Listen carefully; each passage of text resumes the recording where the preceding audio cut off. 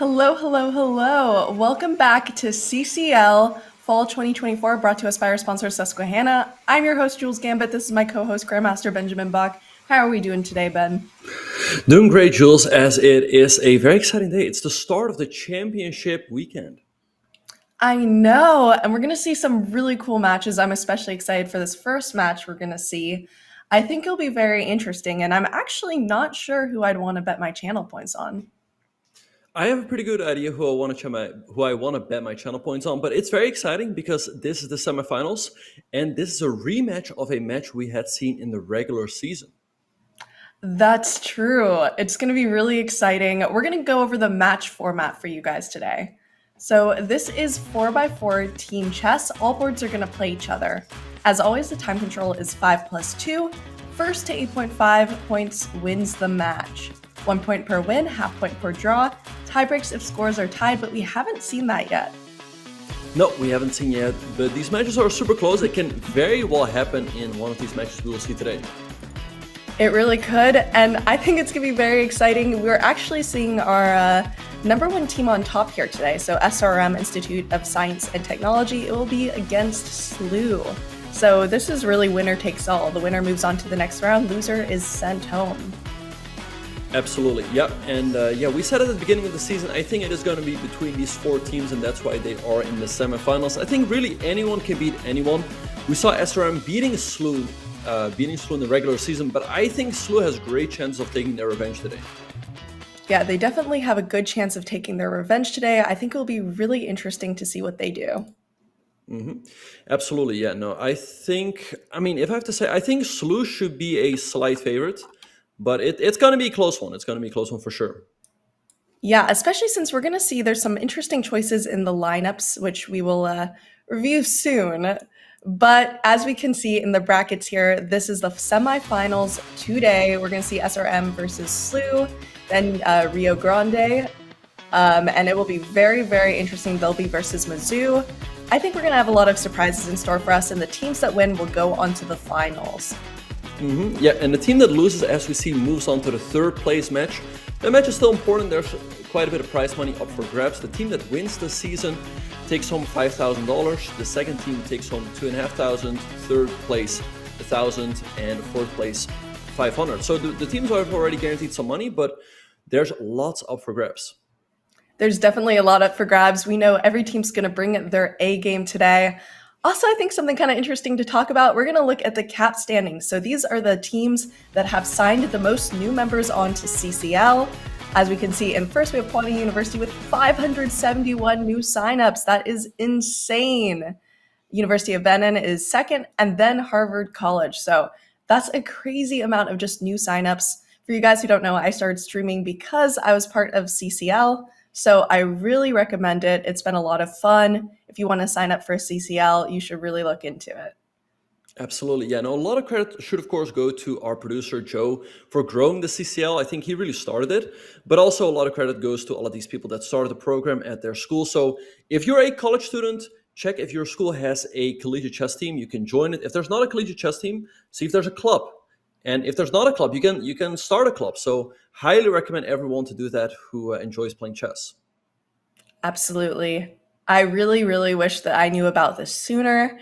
I think it would have been a lot of fun, so you should definitely check it out. Today, we are going to look at the season scores of the particular boards in our first match, which is SRM versus SLU. I think that will be a lot of fun. We see the board one, Srihari LR, so this is actually very interesting. They are sitting out their usual board 1 and 2, so I'm wondering if maybe they have an OTB game or if this is a particular choice, but still, he has a 70.8% score, Srihari LR. Robby has a 60.4% score. Board 2, Hari Krishnan, 70%. Bazurin, 64.3%. Then Srihari L, 56.3. Kacharava, 43.8. Rahul, 54.2. And Oron, 58.9. So we'll see if those scores will really make a difference in the match today. Yeah, but you made a very good point. SRM is missing their strongest player, Pranesh, who's an absolute beast. He's rated around 3,100 on Chess.com. I assume that he has a conflict. He has maybe an over-the-board tournament or something like that, because otherwise I wouldn't understand at all why they would leave out their strongest player. I think it's going to be a close one. I have faith in my alma mater, SLU. I think it's very important, as we saw there in the percentages, that Nicolas Checa brings his A game. He has been a little bit shaky this season. He scored we just saw 46%. 46%. If he brings his A game, I think SLU has a great chance of taking home the match.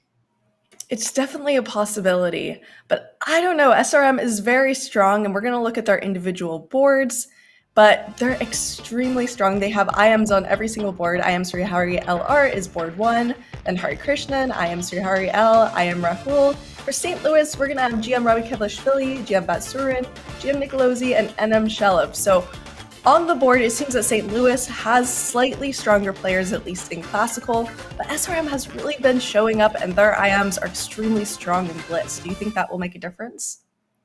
I think it's going to be a close one, but yeah, I think SLU should be a slight favorite. They have GMs on the first three boards, and an NM, a strong Blitz NM on the fourth board. Nicolosi, however, he has been struggling a little bit in Blitz, so we'll see how he's going to do. And here we see the players are getting ready. The first game that will start will be the game between Shelov and Srihari, and I'm pretty sure we'll see a Jobava London as Shelov opens up with 1d4. And I can tell you, Shelov is playing from the SLU chess team room, so is Nicolosi. Robby is playing from his apartment, and Batsurin is playing from his dorm. So that's the places I recognize. I love how you know that. There's no hiding anything. Exactly, no. Robby and I, we used to be neighbors. We used to live right next door of each other. And but yeah, I of course recognize that the team room that Shelov and Nicolosi are in. That TV that you see behind Nicolosi, that's where VAR often gives lectures to the team. That is awesome, and you really have all the inside knowledge. For people who don't know, Ben was part of the SLU team up until recently, the team captain, so they definitely have big shoes to fill. Imagine playing and you have your former team captain commentating on you, so I know they're really going to try their best there. Absolutely, yeah, and the head coach, Firouzja Nakobian, he has expressed the importance of this championship. Like, some people might have thought, oh, it's just an online tournament, doesn't matter that much. But he's like, yes, the SLU cares, the club cares. So guys, go ahead and try to win. And they definitely practiced, not just over the board. He has made some players practice online because this is an online tournament. That's really interesting. It's always fun to see how certain players perform better online or in person. But also, as mentioned, SLU has won this past, I believe, 3 seasons in a row. So they really do have a legacy to fulfill here. Yeah, no, we had a great team, but unfortunately, all good things at some point come to an end. Nicolas Theodoro and I left St. Louis, but this team is still very strong. I think they definitely can make it into the finals. So Shelov has started off with his beloved Jobava London. Then on board 2, we see a French defense. I think Nicolosi definitely has an advantage out of the opening there. And then we see Srihari L, Batsurin playing the Caro-Kann, and Robby playing a Queen's Gambit decline against Rahul. So all the games pretty even so far. Yeah, I do love my QGD lines there. I feel like it's very solid. I wonder what's going to happen. It seems that SRM has been having a slightly better season than SLU. They've been playing very well, performing great. I wonder if they'll be able to keep it up here. Yeah, no, they've had a great season. They went 6-1 in the regular season, whereas SLU had some losses. But hey, as long as you make it into the playoffs, then you all start from scratch again. So the results from the past don't matter anymore. And perhaps for SLU, it could be a slight advantage that they had that quarterfinals experience under their belt. They already know what it means to play in the playoffs. That's true. There is a lot of experience on both sides that we will be seeing coming into this. Are there any of these games that look particularly sharp to you? Well, Shelov's game is always sharp, of course, but let's see. I like Nicolosi's position a lot. Perhaps we can tune into that one. Yeah, would love to take a look at that one. It seems like a very interesting position. He has a lot of space there. We're going to see probably an opposite side castling if Hari Krishnan even chooses to castle here. But yeah, this looks like it's going to end up being a very, very sharp game. Yeah, and I like Nicolosi's position. He has more space because of that pawn on e5, and now he goes g4, preparing to push on the king side with f5, maybe followed by like knight f4 or knight h5. So I think Hari Krishna is going to push his pawns as well on the queen side, but it's not going to be as easy for him to develop an attack on that side of the board. And it's also a question of what he's going to do with his king. I think it's unlikely that the king will be safe forever in the middle, but castling kingside also looks quite scary. And ooh, what is this move, h6? Yeah, h6 almost feels like it's helping Nicolosi here because usually when you push these pawns on, h6 or a6, when you're advancing your pawns, it makes a good target. Absolutely. Yep. So we see knight a5 by Hare Krishnan aiming to jump into that c4 square, and there he goes. Nicolosi could have also considered b3, but like I said, every pawn push you make in front of your own king gives the opponent a hook, right? He can push a pawn on the adjacent file. The pawns will create contact, and that's when the files open up. So knight c4, I assume now queen f4 looks quite interesting. And again, I really like Nicolosi's position. I think, again, if Nicolosi is in good shape and he can get a good score on the board, I think they have a great chance of winning the match. Because I remember when SLU lost the match against SRM in the regular season, I think it was Nicolosi who didn't perform the greatest. He maybe scored like 1 point or so, and that's just not enough. So if he gets like 3 points or so, I think they're going to win the match. Well, he is being played today, and this is very high stakes, so I am assuming his coach has a lot of faith in him and how he's doing right now. So we'll see that, but we do see your move on the board, queen f4, and not only does that protect everything, you don't really want to take that knight because then he'll get these very powerful pawns, it advances his attack, but also that queen on f4 is really posed to make its own attack there on the vulnerable king side. Mm-hmm. Absolutely. So Nicolosi playing a great game so far. He has ideas of taking on e6, followed by a bishop g6 check. So Hare Krishnan here facing some tough decisions. I think kingside castling leads to disaster after f6. That's just not a move. I think he's just gonna have to close his eyes, push pawns on the queen side, and hope for the best. But it looks scary. He goes rook f8, which makes a ton of sense. Yeah, it almost looks like long castling, but Mm-hmm. on the king side. But yeah, if you castle into that attack, it feels like you're going to be safe, but then all of a sudden, it only takes 2 or 3 moves to blast open that king side and get mated. So he didn't really have a choice. Yep, castling kingside was not an option. Castling queenside could be an option now. I mean, the king could sit pretty safely on, let's say, the b7 square. So I think that's probably Hare Krishnan's best bet. So right now, Nicolosi doing a great job. He's up on clock, good position. But now it's not so easy as Hare Krishnan is making some good defensive moves. Right, and you really don't want to castle queenside at first. You want that attack, but the queenside castling, the more you look at it, the safer it looks as an option for black. All of a sudden, it's a little bit difficult to attack, and they have all their pieces there on the queen side, so they're pretty well defended. Mm-hmm. Yeah, and that's why we see the blue arrow by the computer. The computer saying queenside castling is black's best move here. So let's see if Hare Krishnan is going to go for it. He's down a minute on the clock, which is not a big issue yet. But if Nicolosi can keep that time advantage, I think again he's got a great chance to win. Yeah, but Nicolosi's last move, knight d2, I know it's easier for us to say this, but it does feel a little bit slow. I think he's trying to reroute his knight to b3, maybe anticipating this queenside castle. I'm assuming that would be his goal there. Wow, Oh, look at this. And knight takes b2 by Hare Krishnan. So the idea is that in case white takes, he wants to jump in with, let's say, queen c3, followed by knight a4. I think that leads to checkmate. So that's why the computer is pointing out the move knight to b3, which looks very clever. Queen c3 is met with knight e2. Wow, I think there is knight takes d3, though, a little intermezzo for black. Very interesting stuff. and we see that knight b3, but he must have had calculated this. So yeah, we see queen c3. We're probably going to see your line here. Knight e2 attacking the queen. And then knight takes d3, and you're also threatening the queen on f4. That's going to take a lot of calculation. Mm-hmm. I think that line is forced. If you don't play knight e2, black's going to go, let's say, knight to a4, and you're getting checkmated. So knight e2, then black is going to take on d3. I think white's going to recapture with the pawn.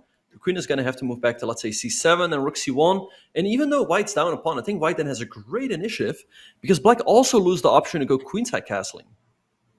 Yeah, that's true. It's a really interesting position here as well, and yeah, I think we're gonna see that line Mm-hmm. takes. Right. Pawn takes on the board. And again, Nicolas is doing a good job. He's playing a great game. He's also up on clock, up 30 seconds. So he is doing what he's supposed to do. Right, but he has to be so careful because the queen's going to retreat. Maybe, yeah, that's a great move, making sure that the rook can't come into c8. And now all of a sudden, black's attack looks a little bit stifled. Right, but perhaps what Harikrishnan can do, especially if this knight moves from e2, is to go knight a4 followed by knight c3. And there he goes with the knight. The computer, however, is giving it a question mark. Bishop takes e6 is forced here. And knight d4. Oh, so knight c3, you can take on e6. I mean, again, I think Nicolas is playing a fantastic game. And for you guys who don't know, if you take back with the f-pawn, you are going to lose your rook and most likely the game as well. So you have to be very careful with this. Yeah, so let's see what's going to happen. King d7 on the board. All right, and rook c6, nice move, jumping in with the rook. I guess now knight c3 is going to have to be played. Look at this game. This game is so sharp and tactical. I hope it shows of things to come. But also when we look at the time, it's 44 seconds to 1 minute and 48. That is quite the time difference in such a sharp position. Absolutely, yeah, no, Harikrishnan getting dangerously low on time. I think he's just going to have to throw in a check. I don't think Nicolosi will take. He's just going to move his king. But the drawback of going knight c3 is that white moves the king and then knight c5 will be coming in. So I don't see Harikrishnan holding this game, simply also because of the time.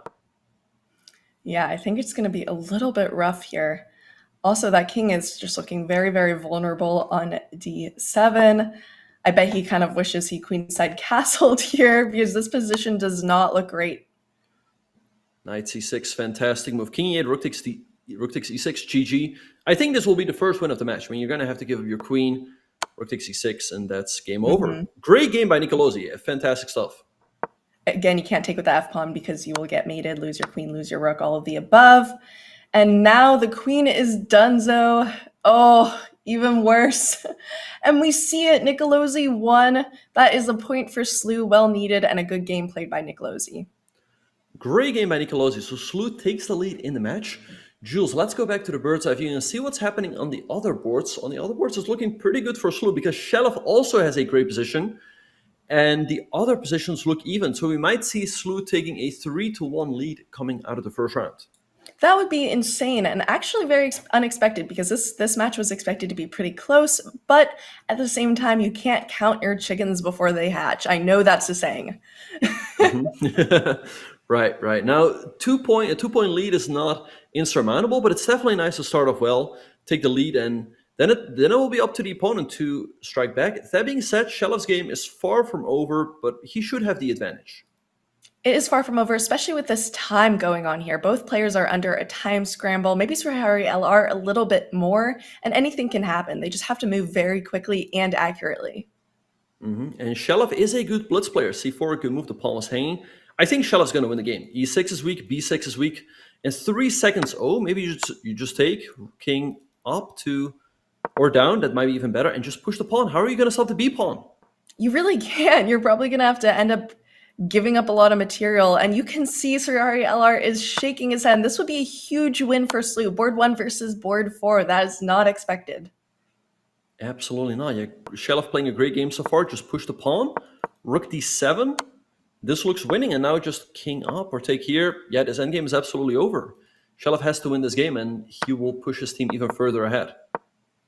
And you can see Surahari LR shaking his head. He is not happy with this. It's also important to point out that it is pretty late there in India where this is being played. I think it is about midnight, so props to all the players for tuning in, despite being up a little bit late there. But, they're really going to have to bring their A game the next couple of rounds if they manage to have a deficit of 3-1. Right. Yeah, there will still be plenty of rounds for them to come back, but Shelov has this one in the back. He's up, I don't know how many pawns, like 2 or 3, and he has a bunch of passed pawns just pushing down the board. So he's got this one. In the meantime, the other 2 games are looking pretty even.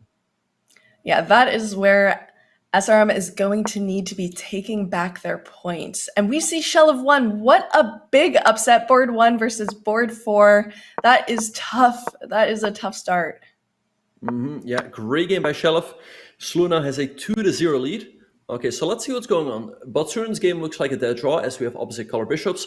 Robbie's game is a little bit better for SRM, and Robbie also is very low on time, but he saves the draw. I think a great result to keep the lead, and it's probably going to be 3-1.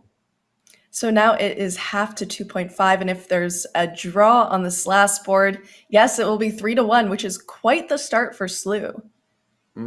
But Surin's still pushing for the win, though. King c4. I mean, again, it's gonna be a dead draw, but he is the only one with a passer. White can just block bishop f4 and bishop b5, and there's nothing Black can do. But great start for SLU. Really good start for SLU, and they do need to hold this draw there. At 3-1, you can come back from it. Anymore, it starts to get a little bit difficult. Also, they're just going to need to get their head in the game and really get those extra points in a future round. It's going to be tough. Yeah. All right. So this game ends in You see it. a draw. So we have a 3-1 lead for St. Louis.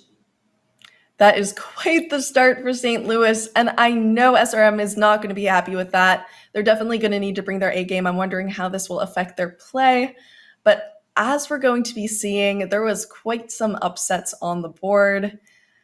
I don't know. This is the start for SLU. Do you think this will be prophetic for the rest of the match? Yes, I think they're going to win this one. I have a lot of faith in them. Oh wait, there is a prediction going on. So definitely betting my channel points there. But great stuff. Like I said at the beginning of the match, I think if Nicolas Checa plays well, they have a great chance to win. Shelov also in great shape. He is the board 4 and he is an NM, but in Blitz, I think he's around IM strength. His online rating is like 2800, 2850, and that's why he's able to beat such strong players. Right, and some of these ratings are a little bit, as you can see, it can lead you in the wrong direction because he is such a strong blitz player. It's very dangerous. And he did win against board 1, Srihari LR, Robby Drew, Batsurin Drew, I am Hari Krishnan lost the board 2, I am Srihari L, Drew, and then Nicolosi won his game, Rahul Drew, Shelov won. That is going to be tough to come back for SRM. We'll see if they'll be able to do it. Yeah, it's still very early. This is only the first round, but it's a good time for St. Louis, not a good time for SRM. But still 3 more rounds to go, 12 more games of chess to be played. So we'll see if they can come back. And Jules, here we have the board pairings for round number 2. All right, we have the board pairings for round number 2. It will be board 1 versus board 3, Srihari versus Nicolosi, Hari Krishnan versus Shelov, Srihari L versus Robby, and Rahul versus Batsurin. So we're going to see what's going to happen there. I'm wondering if SRM is going to change their strategy a little bit, what we're going to see here. Yeah, I mean, the players will just play their games and try to win, obviously. Obviously, the players with the white pieces are going to push hard. So for SRM, they have their chance on board 1 and 2 because they have their strongest players there and they have the white pieces. And St. Louis, of course, will try to push on the other 2 boards, Robbie and Batsurin, with the white pieces over there. Yeah, they're definitely going to try to push there, get some extra leads. Oh, it is going to be very tough. And we see a ready opening here from Srihari LR. And Nicolosi going for a semi-slot setup with the pawns on d5, e6, and c6. So this could transpose back into a semi-slot in case white goes pawn on d4 later on. But there are also some options to delay that move pawn d4. For example, if white goes bishop e2 and black goes kingside castles, I think moves like rook g1 exist. Yeah, it'll be pretty interesting to see what we get there. This setup is very, very solid for black. Nicolosi, I think he probably would be happy with a draw, but maybe he'll even push for the win. We will see. Also, okay, getting into the second game, what did this come out of? It's kind of an odd position. This also started off as a reti, and indeed the knight on b6 is a little bit odd. It landed there via d7 and then the b6. Sometimes this knight is referred to as the Fischer random knight, right? Because let's say you have a knight on c8 and then it jumps out of b6. That's kind of normal, but in a normal game of chess, it's a little bit odd. But all of this, I think, is still theory, and white has some chances for an advantage.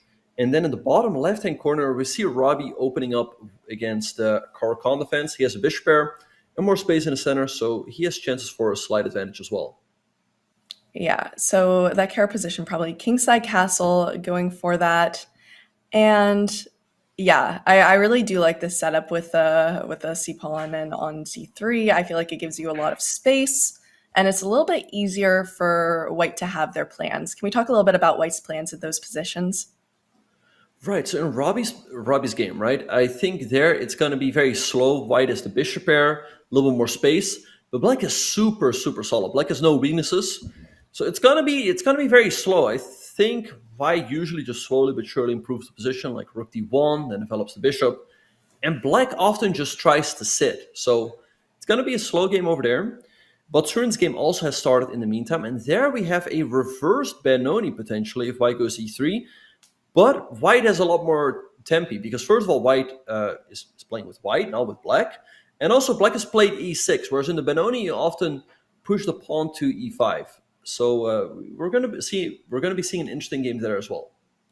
And we have seen that opening a fair amount actually in this season, and I never really saw it before. So I guess it might be a very nice blitz weapon for anyone in the chat.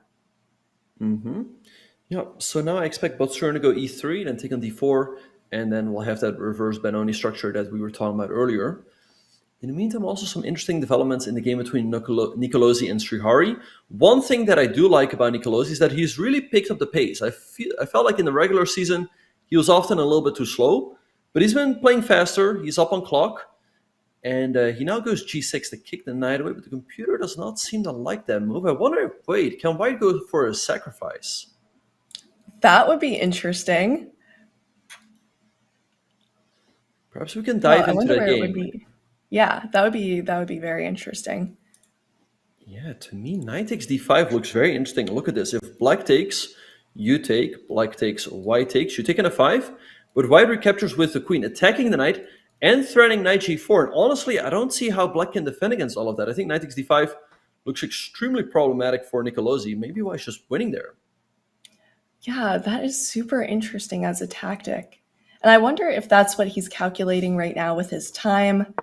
All right, knight takes, and maybe you just lose the pawn. How do you come back from that?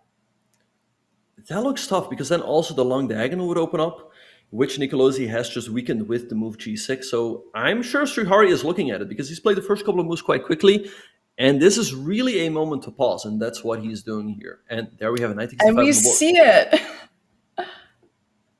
And Nicolosi must have realized this beforehand as well. I mean, when your opponent's taking a lot of time, you really can calculate all the reasons they're taking their time. So I wonder what his best possibility would be. As you said, taking could be quite detrimental. Yeah, I don't know what you should do here. I mean, the queen is on her attack, so you're going to have to take it with some piece. And if you take with the knight, what's going to take here? And after takes, this king is just terribly weak. Queen g4 will be coming in. So I don't know what he should do. He takes with the knight, but I think he's just borderline lost here, to be honest. All right, you take with the bishop, and yeah, all the diagonals are coming for you. Yeah. I don't see it. I don't see it. I mean, if you take, this looks bad. Queen g4 is coming. The knight is hanging many variations.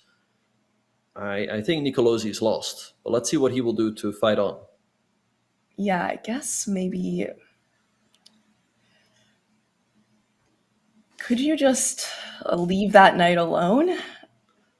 That might be very detrimental to your position, but I'm not seeing really anything else. If you take, as you said, it's just kind of lost on the spot. Well, the thing is, if you don't take white, it has the threat of queen c3, threatening checkmate on h8, and there's no good way to stop it because for the moment the f-pawn is pinned. Maybe you have to take on d5, white's going to recapture and then make some move. I don't know what, because knight b6 also runs with the queen c3. So this looks terrifying for Nicolosi. I honestly don't know what he should do. And this might be the round that SRM gets a point back there, and that would be very important for them. As we said, they're down 3-1, so they really do need their points. All right. Queen c6 by Nicolosi on the board. Okay, so now queen c3 is definitely an option. I think black's probably going to block with pawn f6. Rook ed1, also a good move, hitting the knight on d7. Srihari must realize that he's in a winning position. But yeah, you're absolutely right. SRM wants to strike back sooner rather than later. It's still very early doors. I think if they win this round, let's say 2.5, 1.5, that will also still be good for them, as long as they cut into that deficit a little bit. Yeah. And also, the prediction that we had on the Chess.com channel, that was 99% in SLU's favor. I put my points on SRM. I had to be the contrarian there. They have been performing really well, even with a difficult round. With those odds, I kind of had to. But Mm-hmm. they definitely can come back. Mm-hmm. Yeah, so queen c3 by Srihari on the board, threatening queen h8 checkmate. Now Nicolas is going to have to be playing f6 or knight f6, maybe also was an option, and rook ed1 instantly hitting the knight. So I guess now knight b6, but it doesn't look good. Maybe a rook d6, take, follow by taking on f6 looks really good for white. Yeah, it does look really nice for white there. That might be where they get their extra point. Look at all those arrows on the board. Sometimes I wish in my over the board games I could draw arrows. I've seen one of my roommates here, Andrea, she likes to like point over the board. I've seen like when you're such Oh, an really? online player, like you start to see everything in arrows. Interesting, right. Yeah, so let's see what Nicolosi is going to do, but this looks tough for him. But okay, it's only one game, a loss, it's not the end of the world. Overall, though, yeah, perhaps we can go back to the bird's eye view to see what's happening in the other games. Yeah, let's do it. Let's see how they are faring on some of the other boards. This is going to be a very, very important do or die round for SRM. So yeah, it looks against Nicolosi. Srihari is doing great. Let's see. Shelf still has a lot of life in his game. Robby's position, again, he has more space, but perhaps the game is still going on that one. And then it seems that perhaps SRM has a slight advantage on that last board. What do you think of that one? Mm-hmm. Yeah, and I think SRM has a good chance to strike back in this round. Srihari L is winning on the first board. Hare Krishnan is better with the white piece against Shelov, and also up on clock. But still, anything that can happen in that game, as there's still a lot of life in that position. Robby has a great position. He has two bishops against two knights, and he's up 2 minutes on the clock, so I expect to win from there. And Batsurin is worse with the white piece against Rahul, so that would also go a long way for an SRM comeback if they can win that one. Yeah, if they can even out the score here in round two, then it really is anybody's match. But if they're unable to do it, that could spell a lot of trouble for them going into their final two rounds. Mm-hmm. Yep. So let's see. Yeah, but Surin is in trouble. The knight and the five is a little bit loose. I think Shelov's game is going to be quite important. I mean, he is worse. He's also down on clock. He's also down a pawn now, by the way. Let's see if he can hold on. I mean, it's not looking great, but yeah. I think SRM is going to win this round. The question is by how much? Is it going to be like 2.5, 1.5, or 3-1? That's the question, and I think they need that 3-1 score there. But I don't know. Yeah, Batsurin's game looks a little bit rough on time and on the board. But okay, if you look at Robby and Srihari L's position, Srihari L, as pointed out, does not have a lot of time there. So that could easily be a win for Robby, even just on time Mm-hmm. alone. Yeah, I think he's going to win this one. I mean, he's got a great position. Look at those two bishops, a nice queenside majority. And again, Srihari has almost no time on the clock. So if Robby can find a way to create some problems for him, I think there's a good chance that Srihari is just going to collapse. So yeah, Robby, the captain, he's going to have to lead his team here. Yeah, it's going to be quite interesting there. And Shelov does not look happy. We've talked about how he's one of the most expressive players on any of the teams, but he's been shaking his head a little bit, got his hand on his face. He does not look very happy with his position here. No, but yeah, because look at those two knights. One knight is really stuck on b6 due to the pawn on b3, controlling both the a4 and c4 squares, and the other knight is stuck on h7. That really is one of his problems here. But queen e2, he's trying to fight on. He's trying to get the queens off. If the queens come off, his knight can jump into g5, and I think on c8 and rook c1, which is what Hare Krishnan does, looks really annoying for black. It does, and we're going to probably see it here, 32 seconds as well against 59 seconds, that time difference. This is 5+2, so they do have increment, and I think that almost gets players too comfortable because they feel like they can go low on time and rely on increment. But a lot of times against other very, very strong players, you cannot make the right decisions with only 2 seconds on the clock. No, it's really important that you manage your clock well. There's no flagging per se, because there is the 2-second increment, but if you get low on time, mistakes will inevitably happen. So controlling the clock is also important. And yeah, so let's talk a little bit about the positions. Nicolosi is completely lost. White's going to win that game in a couple of moments. Robby still has a ton of pressure. And Batsurin's game is almost even, but Batsurin down on time. Yeah, but Surin being down on time might be a little bit tough here. Although, I don't know. Maybe with the increment he can come back. As long as he moves, he just needs to move a little bit quicker. Yeah, yeah. All right, Srihari, low on time, but he's managed to hold on. I mean, Robby's still better. He has the two bishops, the majority, but Srihari doing a great job hanging in there. And Batsurin's game, it can go either way, but 5 seconds. Oh, wait, Batsurin is winning. Why? Oh, bishop f5. Look at that move. Because after it takes the knight lands on f5, and that's it was apparently not the move, but it definitely creates some problems for Rahul. Yeah, it does seem a little bit difficult. And also, what he's doing, he might just be trying to even out the time a little bit because Rahul's going to have to take a second to think about this. And all of a sudden, he could get under 20 seconds as well. And that might make it better odds. Mm-hmm. Yeah. In the meantime, Shelov is lost. He's down a pawn with a bad position, but he is fighting on. At some point, Hare is also going to get low on time, so not over yet. And oh, you're right. Look at Rahul's clock. He's down to 13 seconds. Yeah, that is so lucky there for Matsurin. But he also is down to 3 seconds. He has to move. He cannot flag. Oh my gosh. He's going to flag. Move with 0.6 seconds. He has to move. Move. 0.6 seconds. Oh my god. He literally is down to 0.1 seconds, giving everyone a heart attack there. This is where the increment matters, and he's going to flag one of these times. He could have taken the knight at e4, and now he can take it. That's a free knight. Batsurin now is winning this game. That would be huge for the SLU team. Oh my. But he's getting down to, he's been down to 0.1 second.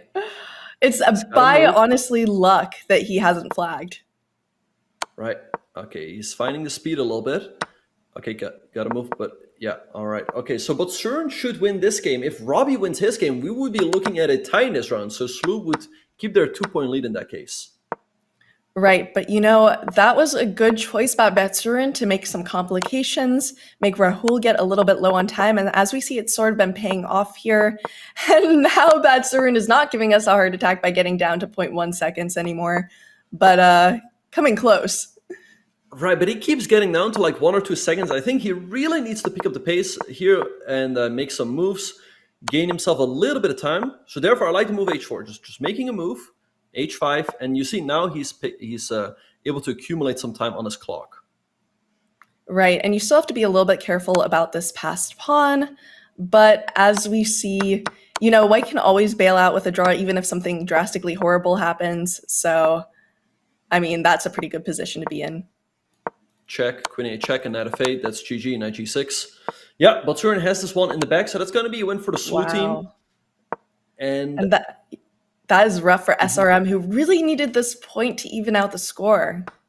Right, so Batsurin wins this one, and if we go back to the bird's eye view, we see that Robby is winning as well. So SRM managed to even up the score with 2 wins on the top 2 boards, but SLU striking back on the bottom 2 boards, keeping their 2-point lead. Yeah, this is going to be very big for SLU, who almost had a tough round. It was almost completely tied up, but they managed to clutch, and now they're keeping their advantage going into round 3. Yeah, so 5-3 lead for SLU. It's still very early on. I mean, we're only halfway, but a 2-point lead is nice to have. But we're seeing that SRM certainly has the potential to strike back. And as Lampji is saying in chat, that's wild. It is indeed wild. Sometimes that happens and they're able to just perform very well under pressure. I think this is a great result for SLU going into round 3. Absolutely. Yeah, no, they keep their lead. So yeah, let's see if SRM can strike back. So here we see the player scores. The top 2 boards for St. Louis are delivering. They're 1.5 out of 2. That's a good score against a top team like SRM. Nicolosi and Shelov, they're on 50%. That's decent as well. And that is what giving SLU the lead right now. Yeah, I think this is going to be tough going into round 3 for SRM. But as we see, board 1 and board 2 for SRM has been struggling just a little bit. They're going to have to gain back some of these points if they want to have a chance there. Do you have a game you want to show us? Absolutely, yeah. The game of this round, without a doubt, was definitely the game between Srihari and Nicolosi. So let's have a look. Srihari opened the game with the move knight f3, and Nicolosi responded with d5. We saw e3, knight f6. So Nicolosi going for a semi-Slav setup with the pawns on d5 and e6. Now we saw b3, knight b7, bishop b2, bishop d6, and d4 going back into the Moran system. So the starts are very quietly, both sides developing their pieces. White bring one rook to the middle, pushing the h-pawn, rook e1, and now we see c5. So Nicolosi here creating the hanging pawns for himself with the pawns on d5 and c5, which gives black more space, but it also gives white some targets to work with. Knight h4, knight e5, the knight landed on f5, f4, and bishop f3. So here white's better. The pawn on d5 is under attack, and Nicolosi had to defend it with a move like knight b6, but instead he played the move g6, kicking the knight away, but he overlooked white's response. Srihari played knight takes d5, sacrificing the knight on f5, but he's going for a devastating attack on the black king. So Nicolosi took, white recaptured with the bishop, and there's too many problems here for black. For example, if you take on d5, which is what he did, and now if you take on f5, white's going to recapture with his queen, the knight on d7 is under attack, and white's also threatening queen g4, which would be practically checkmate. So Nicolosi's in trouble. He played queen c6, queen c3, great move by Srihari, threatening checkmate on h8, f6 game, but now rook ed1, hitting the knight on d7. So he took on f5, white took over here, white's up a pawn, and also the black king on g8 is terribly weak. Rook e6, e4, another great move by Srihari, opening up the third rank for his queen. Rook e8, a check, taking on f5. He now sacrificed the rook on h7, because after black took, queen g6, bishop f6, white wins the queen and has a devastating attack. So great stuff here by Srihari, who had no problem finishing the game off. And he brought SRM back into the match, but SLU, with some great victories, is still having the lead. That is awesome. And thank you so much for that game review. We have a lot of interesting things coming up here. I think you're going to want to stay tuned going into this round. By the way, don't miss your chance to attend the Champions Chess Tour Finals live and in person. 8 of chess's greatest titans, including Magnus, Alireza, and MVL, will gather in Oslo, Norway from December 17th to 21st, and you are invited into the room. Along with the high stakes and high caliber action, tickets also include perks like Hand and Brain, simuls, photo ops with players, and more. Use !CCP Finals in chat or visit go.chess.com/CCTfinals24 to secure your tickets now. We will be back with more CCL action right after this.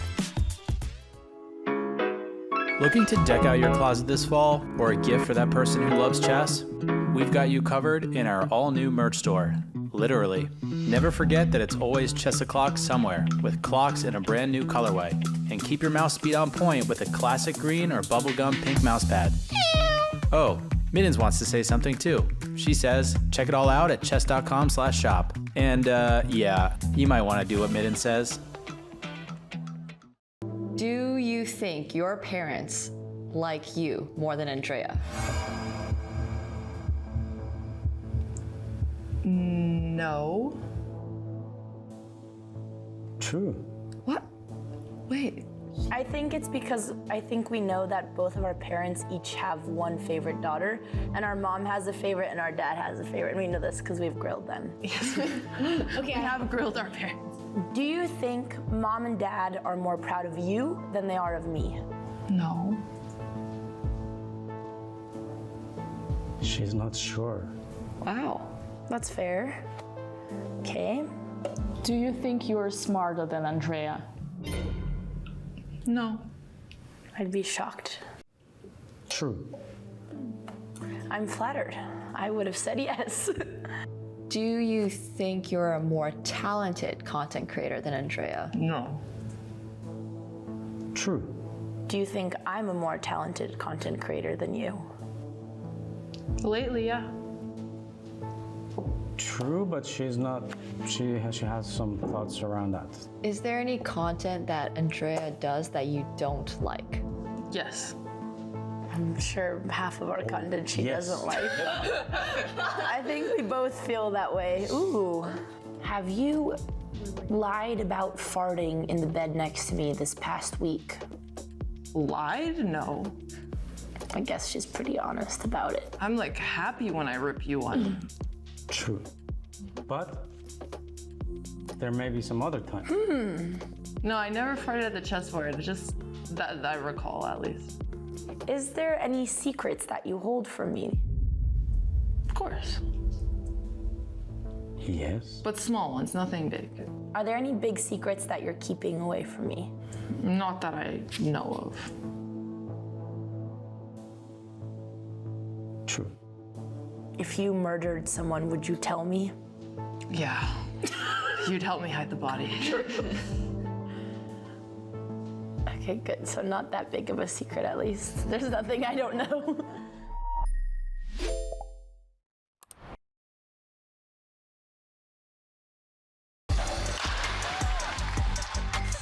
Joey Votto Bot is a retired baseball player who's a 6-time All-Star, damn right he is, and National League MVP. And Joey Votto has been created in a lab to destroy beginner and intermediate players. Can I defeat the baseball legend? Nope. He is going to do it, even if I attack his rook. That was actually not a bad idea. Look at this. The Joey Votto playing well.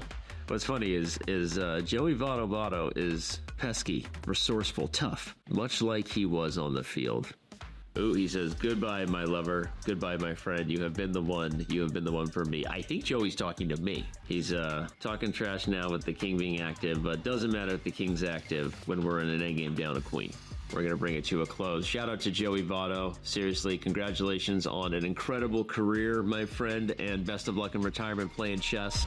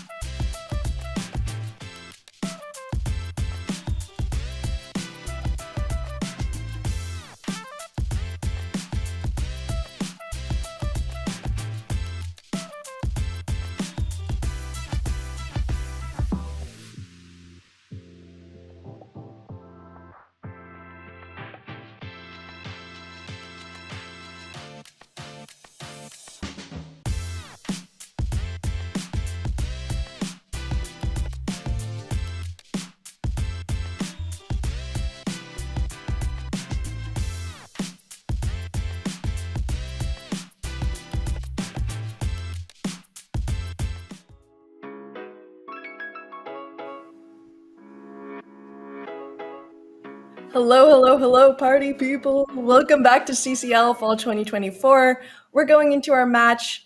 It's going to be very exciting. We'll see if SLU is able to maintain their lead or if SRM is able to come back.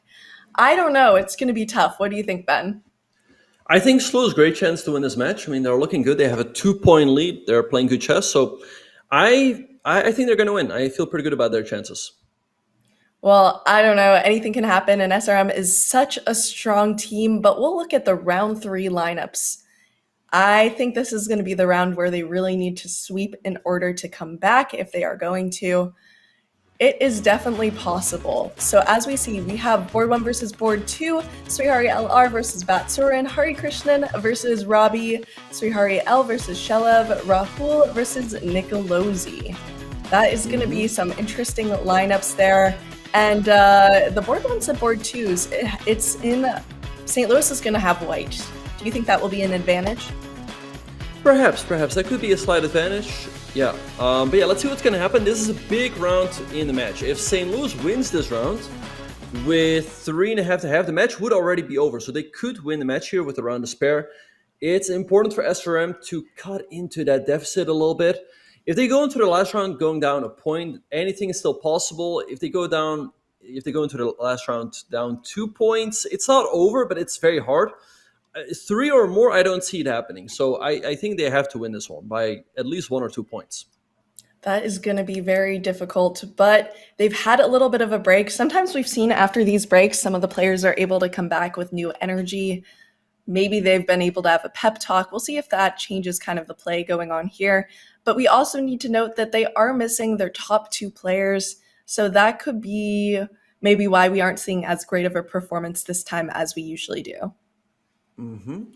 Right, and the game between Batsurin and Srihari L has started off. We see that Srihari went for a very quick h5 against the English, and the main move here for white is the move knight f3 to stop h4, and then after e4, knight h4, but Batsurin seems to be unfamiliar with this one. In the meantime, the game on board 2 has also started as Robby plays the 92 variation against the French defense. Interesting, yeah. I'm always looking for new openings against the French defense. I've talked about many times on this stream how much I hate the French defense. So always looking for some good results there, and maybe I'll copy some of those openings. But yeah, I've never really seen that h5 move against the English. Can you tell me a little bit about the meaning behind that? Well, the idea is to go h4, right? And that's why Batsurin, he did respond with knight f3, e4, and knight h4. Now Srihari is thinking, which is a little bit surprising to me, because I'm a little bit confused by both players, because this is the main line. So Batsurin didn't know it, and Srihari didn't know the right response. So quite confused here with the time management of both players. You're like, why have they not prepped their openings? I know, this is the championship weekend. This is what we've all been waiting for. Yeah, but maybe they just took a look at each other's openings and forgot the line. Sometimes that happens when you prep specifically for a player, but that is a little bit funny there. Mm-hmm. The other games have also started off. We also seen English in the game between Rahul and Nicolosi. Nicolosi responded with a quick d6 and e5 and traded on d4.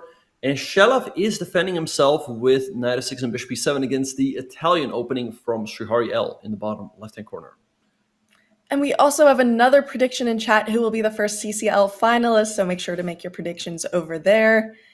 I know that's immediately what Ben is going to be doing, but definitely a good chance to put some channel points on your favorite team. Mm-hmm. Yep. All right. So yeah, put in those predictions. Okay, so we have some more developments in the game between Batsurin and Srihari LR, sorry, because we also have Srihari L in the bottom left-hand corner.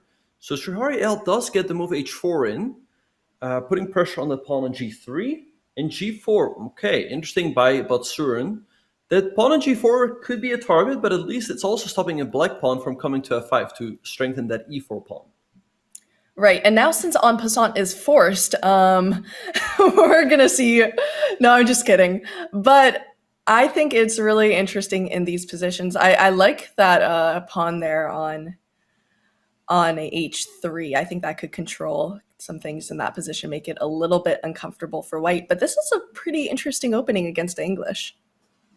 Yeah, it's an interesting line. I thought it was dubious, but it seems to be working out so far. So h3, I like the move by Srihari because it's stopping white from putting the bishop on g2. And now we see c6, a pawn sacrifice.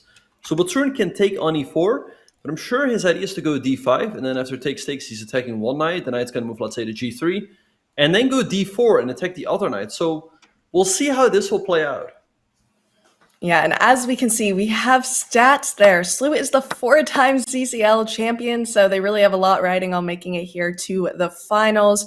2022 Pan American champions, 2022 national champions. This is a very strong team. Mm-hmm. Yep.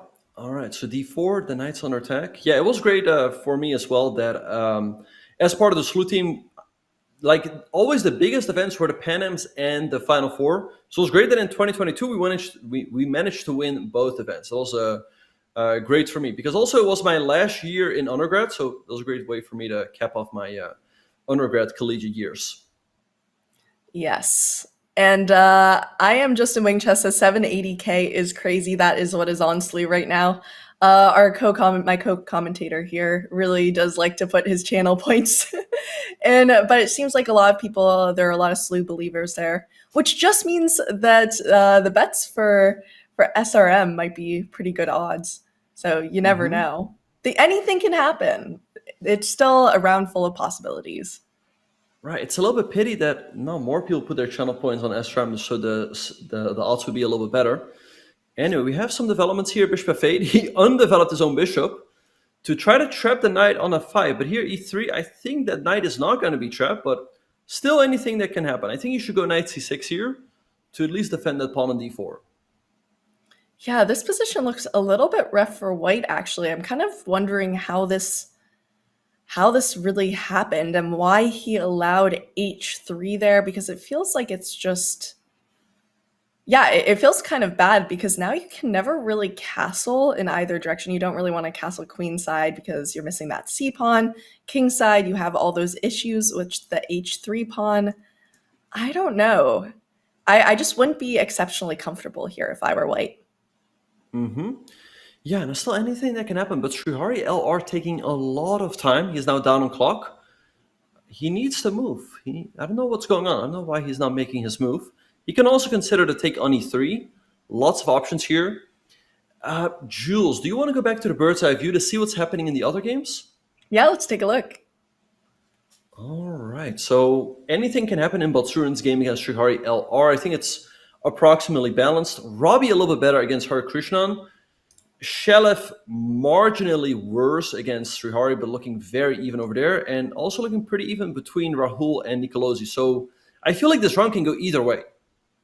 This round really can go either way, but I don't know. It's going to need to be a huge sweep from SRM to be able to come back going into this round 4. As you pointed out before, if you go into this last round with a 3-point deficit, I mean, they only need a draw to win the match, so that would be pretty much impossible. They're going to need to make up some points on this board. Right, so let's see what's happening. Oh, Robby misplayed this a little bit. He's now a little bit worse as his rook on b1 is under attack. And a pawn on b3 can also be weakness, but I think still anything can happen there. Oh, wait, in Nicolosi's game, I don't like that knight on a5. It looks a little bit stranded over there. And he could also easily get forked if white goes b4 later on. So Nicolosi is worse. Shalev's game looking approximately even. Yeah, again, this round can really go either way. I feel like especially Spotsurin's game is the board's on fire over there. Yeah, that is a very interesting game. I'm excited to see what happens, and that might be the deciding game. But it's a little interesting. Srihari LR is a pretty expressive player, and he's been shaking his head a little. It's almost like he doesn't really love his position. And also, I'd say he's been taking a lot of time because when you know you have a good position, like he did before, a lot of times you're just trying to find that knockout blow or that way to improve. And if the moves are a little bit slower and not as obvious, it can be stressful. You don't want to lose your advantage. Yeah, you make a very good point there. The clock is often a good indicator about how the players feel about their position. If the moves come natural to you, you play them quickly. But if not, then they're going to be spending a lot of time.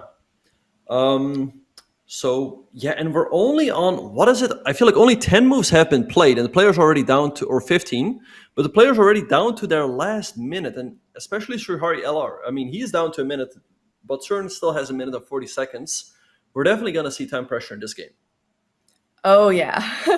And that is quite the time difference. I mean, it's not as drastic as we've seen before, but it is almost a minute now of time difference in such a complicated position when there's still a lot of life on the board. That could be pretty much game deciding.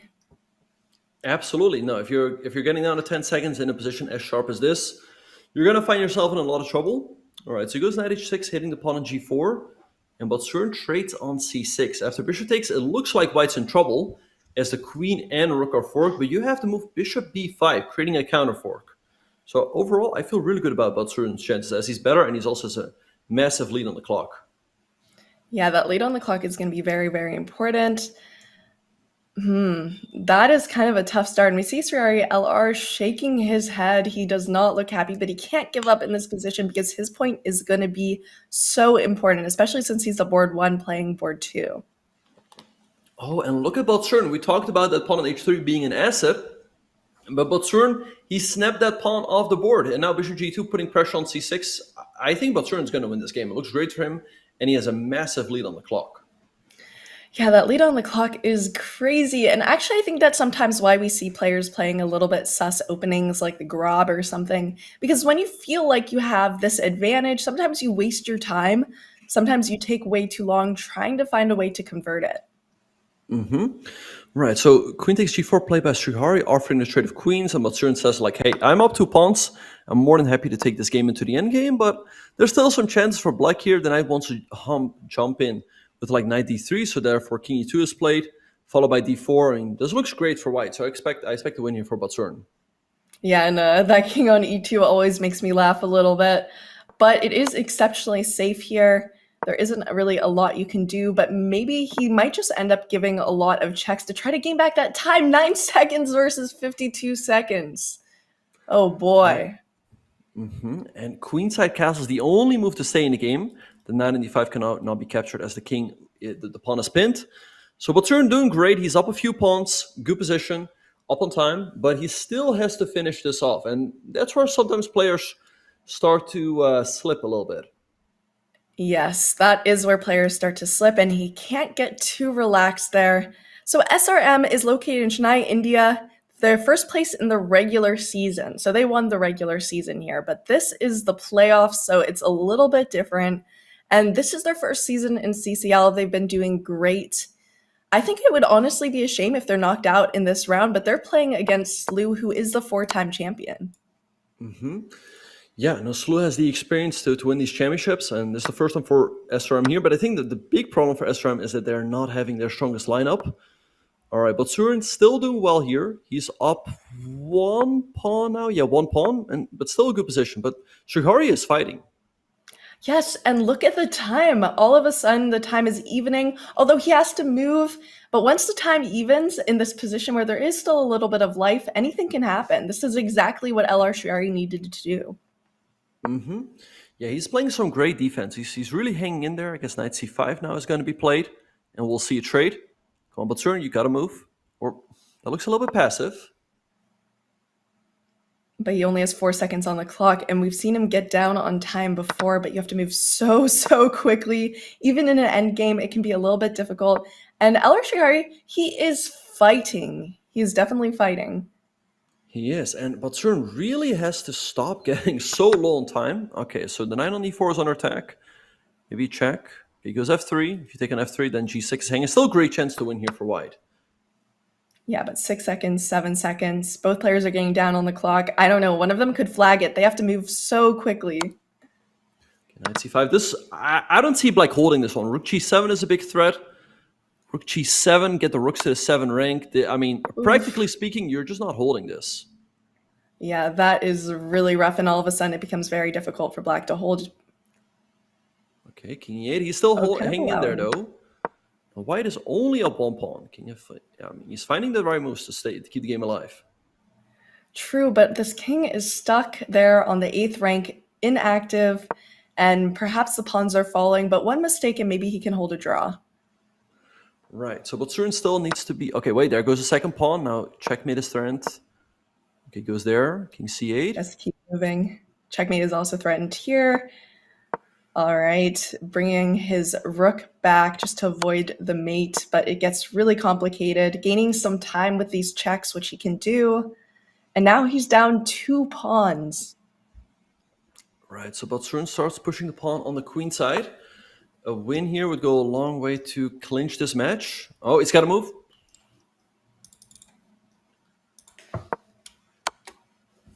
Check. Maybe you can just deliver all these checks, try to get up on time. 11 seconds to 6 seconds. That's what he's doing, just trying to get up on time. But as this king gets in, it actually gets a little bit scarier for Black here because he has to be very careful of not getting mated, and that king can kind of just hide. Oh, and look at this king e7. Now you can't stop rook b8. I think that's the game. And look at Batsurin. He sits back as he knows the game is over. Oh my. And as we see it, Batsurin has taken the point, and that is huge for SLU. That is huge for SLU because this was a board where SRM needed to win. Right. So there's one more game ongoing. That is the game between... it just ended between Rahul and Nicolosi. So we see wins back and forth. SLU wins on boards 1 and 2, but SRM strikes back on boards 3 and 4. So we're still having a 2-point lead for St. Louis going into the final round. Wow, that is going to be really tough for SRM to come back, but they can still fight. They just can't lose pretty much any remaining points. But we'll look a little bit at this player performance from this last round going into our final round. As we see, we're going to have, I don't know, I think SRM is going to have a lot of difficulty here. Do you think they can do it in this final round? Because IM Srihari LR is struggling with 1 out of 3 points. That is not what you want from your board 1. He's really going to have to come back. Robby has 2.5 out of 3. Then we see Hari Krishnan 1 out of 3. Batsurin 2.5 out of 3. Srihari L has been doing well with 1.5 out of 3. 1 out of 3. Nicolosi. Rahul 1.5 out of 3. 1 out of 3. Shelev. All right, 5-7 going into this last round is forced to 8.5. So I don't know. It might be difficult. What do you think? Yeah, SLU is obviously a heavy favorite going into the final round. They only need 1.5 points, but it's far from over. I mean, this SRM team is showing that they're capable of a comeback, but if just 2 players on the SLU team will need to win their games, and maybe a draw here or there will also go a long way for them. So it's looking tough for SRM, but I think it's far from over. Yeah, it's important to mention that since their top 2 players are missing, Srihari LR is usually used to being board 3, where he performs very, very well. But it's tough to all of a sudden be in the position to play as board 1. I'm assuming their players had some OTB commitment or maybe some academic commitment, but that is tough to do in the finals against one of the strongest, if not the strongest team. Yep, all right, so here we have the pairings for the final round. So everyone is playing their corresponding board. We see Srihari LR playing with white against Robby, Hare Krishnan playing with white against Batsurin, Srihari L playing with black against Nicolosi, and Rahul playing with black against Shelev. So I have faith in the board 1 and 2 of the SLU team. They are 2.5 out of 3. I think if SLU can get, let's say, a point on the bottom 2 boards, they're going to win the match. If Nicolosi or Shelev wins, or let's say both of them draw, I don't see SRM coming back. Yeah, that's true. I mean, SRM pretty much needs a clean sweep here, which perhaps they can do, maybe they can't do.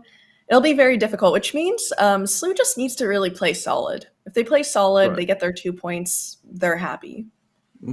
Well, SRM doesn't need a sweep. They need 3 points. They need 3 points. And SLU only needs 1.5 to clinch the match. So let's see what's going to happen. Anyway, we have a very quiet setup in Robby's game. All of the pieces still on the board. I like Robby's setup with d5, e6, the knights on f6 and d7, and the bishops on d6 and b7. And lots of ideas here. Robby could consider the take on c4 and then take on f3, which would give up the bishop pair, but it would also weaken the white king a little bit. All right, what is this opening we're seeing here from Batsurin? This is a Reti defense. Knight a3 might look very odd, but you're attacking the pawn on b5, which black has to defend somehow. And there's, by the way, a funny trap. If you go b4, knight c4, I mean, maybe we can pull up that game and I'll show the trap. Because the pawn on b5 is under attack. You can defend it with either b4 or playing a6. Yeah, but the trap goes like this. If you go b4, and let's say knight c4, and if you go d5, knight e5, and let's say you go e6 here, right? Then white goes knight g5, and all of a sudden you can't defend f7, and you're just losing the game. That is a tricky trap. I don't know. Some of you guys should try to play it at home and blitz, see how it goes. But I don't know. It seems like maybe just playing a6. Is there anything wrong with that? Well, he played b4 and met knight c4 with a5, so all of the pieces still on the board. Plenty of play left, and I think then Batsurin is going to continue his development with bishop b7, followed by kingside castles. Interesting. Okay. Yeah, so it seems like there's still a lot of life in this position. You know, black has those advanced pawns on the queen side, so a lot of play, a little bit more space than you usually have in these kinds of positions, so he's got to be happy. I would be a little worried about some tactics, maybe where that open diagonal, but there's nothing that really comes to mind just yet. Right. I mean, there are some tactics. Let's say the knight was on e5 before black was castled. Let's say knight takes f7, followed by knight e5. But now that's out of the question. So yeah, really chance for both sides here. Almost all of the pieces still on the board. Only one pair of pawns and a pair of rooks has been traded off. So let's see what's going to happen here. But let's perhaps go back to the bird's eye view to see what's happening in the other games. Yeah, let's take a look. Right, so in Robby's game, we have a very interesting imbalance. We see that he did trade on f3 to open up white's king, but it came at the cost of the bishop pair that white now has, and Robby doesn't. Robby, by the way, is up a minute on the clock, so that's definitely something. Batsurin's game approximately even. Nicolosi has a slight advantage, and, well, I mean, maybe he had the advantage, but it's a very double-edged game there with attacking chance for both sides. And Shelev is playing his beloved Jobava London, but he's down a minute on the clock. So, I don't know. I feel like an SRM comeback is possible in this final round. Absolutely. And I promise you, every single team that plays SLU has prepped for Jobava London, just knowing they're going to play Shelov. He is very predictable with his openings with white, but at the same time, that also means he knows it back and forth. He's able to save time in this opening, and also he knows every single trap and nuance. Right, but here he's thinking after the move 97 by Rahul. So he goes bishop e2, returning that pawn on c5 that I'm sure black is going to take now. And I assume the position is going to be approximately even in case black takes. Yeah, and that's a good start for Rahul getting equality as with the black pieces. Who was it that said, was it Magnus or someone else who said like the best way to win with the black pieces is to get equality first? Am I crazy? Right, but look at what's happening on board number 3. Nicolosi is crushing it. He just played e5, attacking the knight on f6, and I don't see a good way to defend it because you also cannot take the bishop on g5. White is going to recapture with the pawn. That's called the fishing pole trap, where you open up the h-file, and the black king is simply going to be checkmated. So if Nicolosi wins this game, SLU will be extremely close to clinching the match. Oh, and Srihari L has to see that. Oh, wow, that is going to be tough. Maybe you could go... Maybe bishop c6 is a move to create a counter threat on the white queen. Because, again, the knight's under attack. If you move to d5, white's simply going to take, and you're getting crushed. The bishop on e7 is hanging. If you take on g5, white recaptures, and you're simply going to get checkmated along the h-file. Bishop c6 may be the only move, but perhaps just like queen e2. And I don't see how you're dealing with this pin knight on f6. I think Nicolosi has this one in the back. And if he wins this game, I don't see SRM coming back. They're going to have to win the other 3 games. If knight takes, maybe you could take back the bishop with the bishop on g5. They're going to take with the pawn, but maybe you can still survive. Ugh. Maybe I'm you not can sure. do that, but white's going to take on h6 afterwards. And I think you're just getting crushed there. And also look at the clock. Nicolosi now up 3 minutes. And this must feel great for him and for the SLU team. I mean, you're going into this final round, you're up 2 points, like, hey, we're in a great position, but it's not over yet. But if you win a game, then, again, you're so close. And all that's needed is just a draw on one of the other boards. That's true. And he's definitely thinking here, and that's where the time is going. And this is actually a critical moment to think. A lot of times when they spend their time thinking, we're like, no, move. But I mean, you need to find any sort of defense that gives you the best chances. But unfortunately here, I don't think it exists. You kind of just have to make some concessions. Yeah, no, this looks terrible for Srihari L, who's dropping down to a minute on the clock, and it's a great position for Nicolosi. I mean, it's not an advantage where he's better, but it's difficult. I mean, it's just a nice attacking position. Oh, wow. Take on g5. Whew. I don't know what you're going to do here. Queen h3, queen this position plays itself, really. I mean, it's just so easy to play with white. I think Nicolosi is going to get a crushing victory.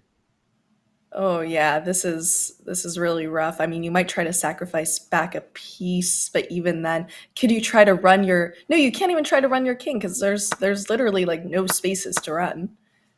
Yeah, and he's getting down to 30 seconds. That's only adding to his problems. But yeah, if you go to f8, I mean, the idea is that after check, you can block with the knight, but white just takes the knight first, and afterwards, black is getting checkmated.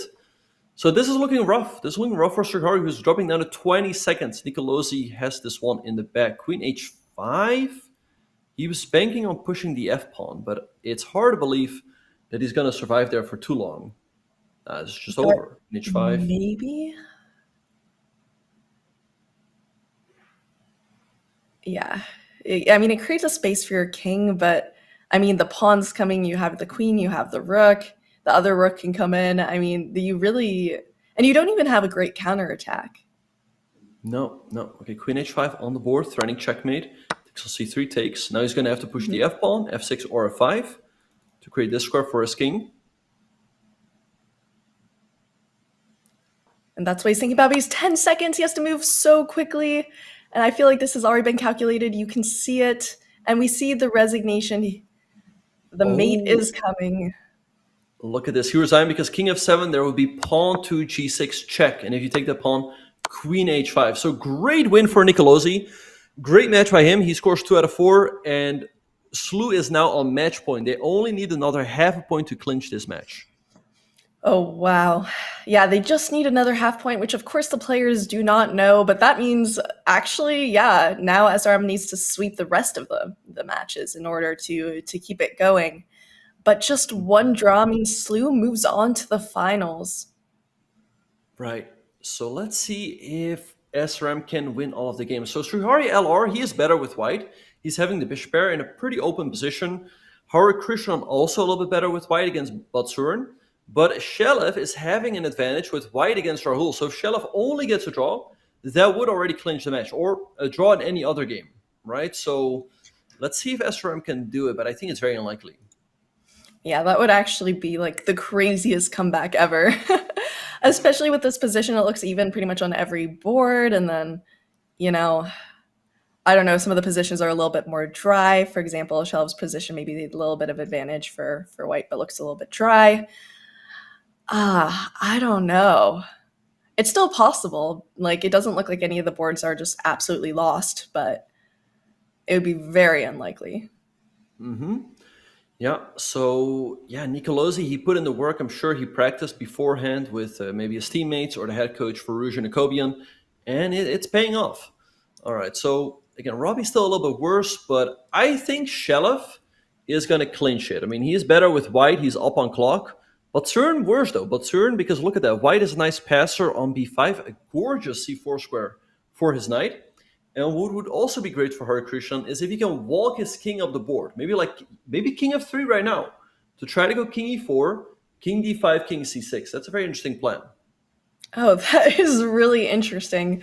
I mean, usually you get a little scared to do it, but in the endgame, you just need to activate this king. You need to get him active. And maybe that's why we see that move there, f5, kind of just limiting the motion of the king. Right, so perhaps Hare Krishnan, okay, he goes for a different plan with his bishop to a5, and now we see a trade.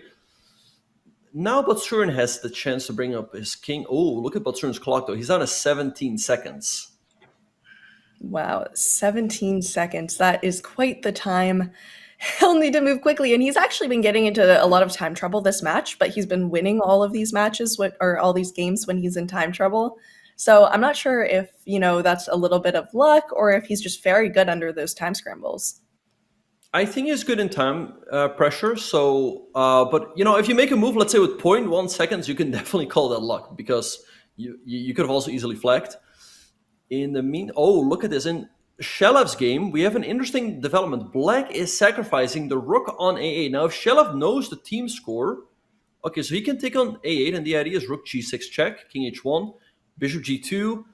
Black has a draw with bishop h3, but he can also go bishop f3 and take on a8 if he really wants to keep the game going. I'm not sure if Shelev knows the score, but if he does and his opponent doesn't, that could be very dangerous. All right, but Shelev goes king h1. He keeps the game going, so now rook g6 is not a check, and it can be met with rook g1. Again, I think Shelev's going to clinch it. He's better, he's up on time. There's a very easy plan now of advancing the c-pawn, and Rahul's clock is ticking, and I don't think he is seeing a good way to create counterplay. Yeah, down to 17 seconds. And also, even if he doesn't see the match score, you can pretty much safely assume that one of your other members will get a point, and just getting that half point could be very good. But yeah, this looks really nice for Shelev. But his opponent's doing the right thing. Rahul is trying to fight go for the win instead of any sort of draw, which, in this situation is probably the best thing you can do.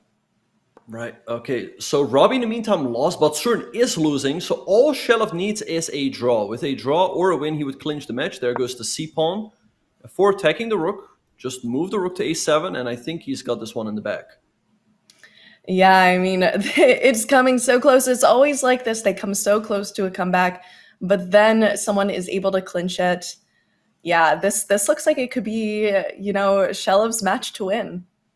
Yeah, all right. So the question is, how does he have to finish this off? I mean, he also realizes himself he's in a winning position here. Maybe take on e6, followed by rook c1. Looks very promising. There's still king f7, though. Rahul fighting hard to keep this game alive. Maybe just take on a5, snap off another pawn. That's what he does. Bishop b4. Yeah. Oh, and that really limits movement, getting out of that pin. But the more you trade when you're down, the harder it becomes. Okay, that's interesting. Okay, push. Just push the b pawn up the board now. Yeah, there he goes.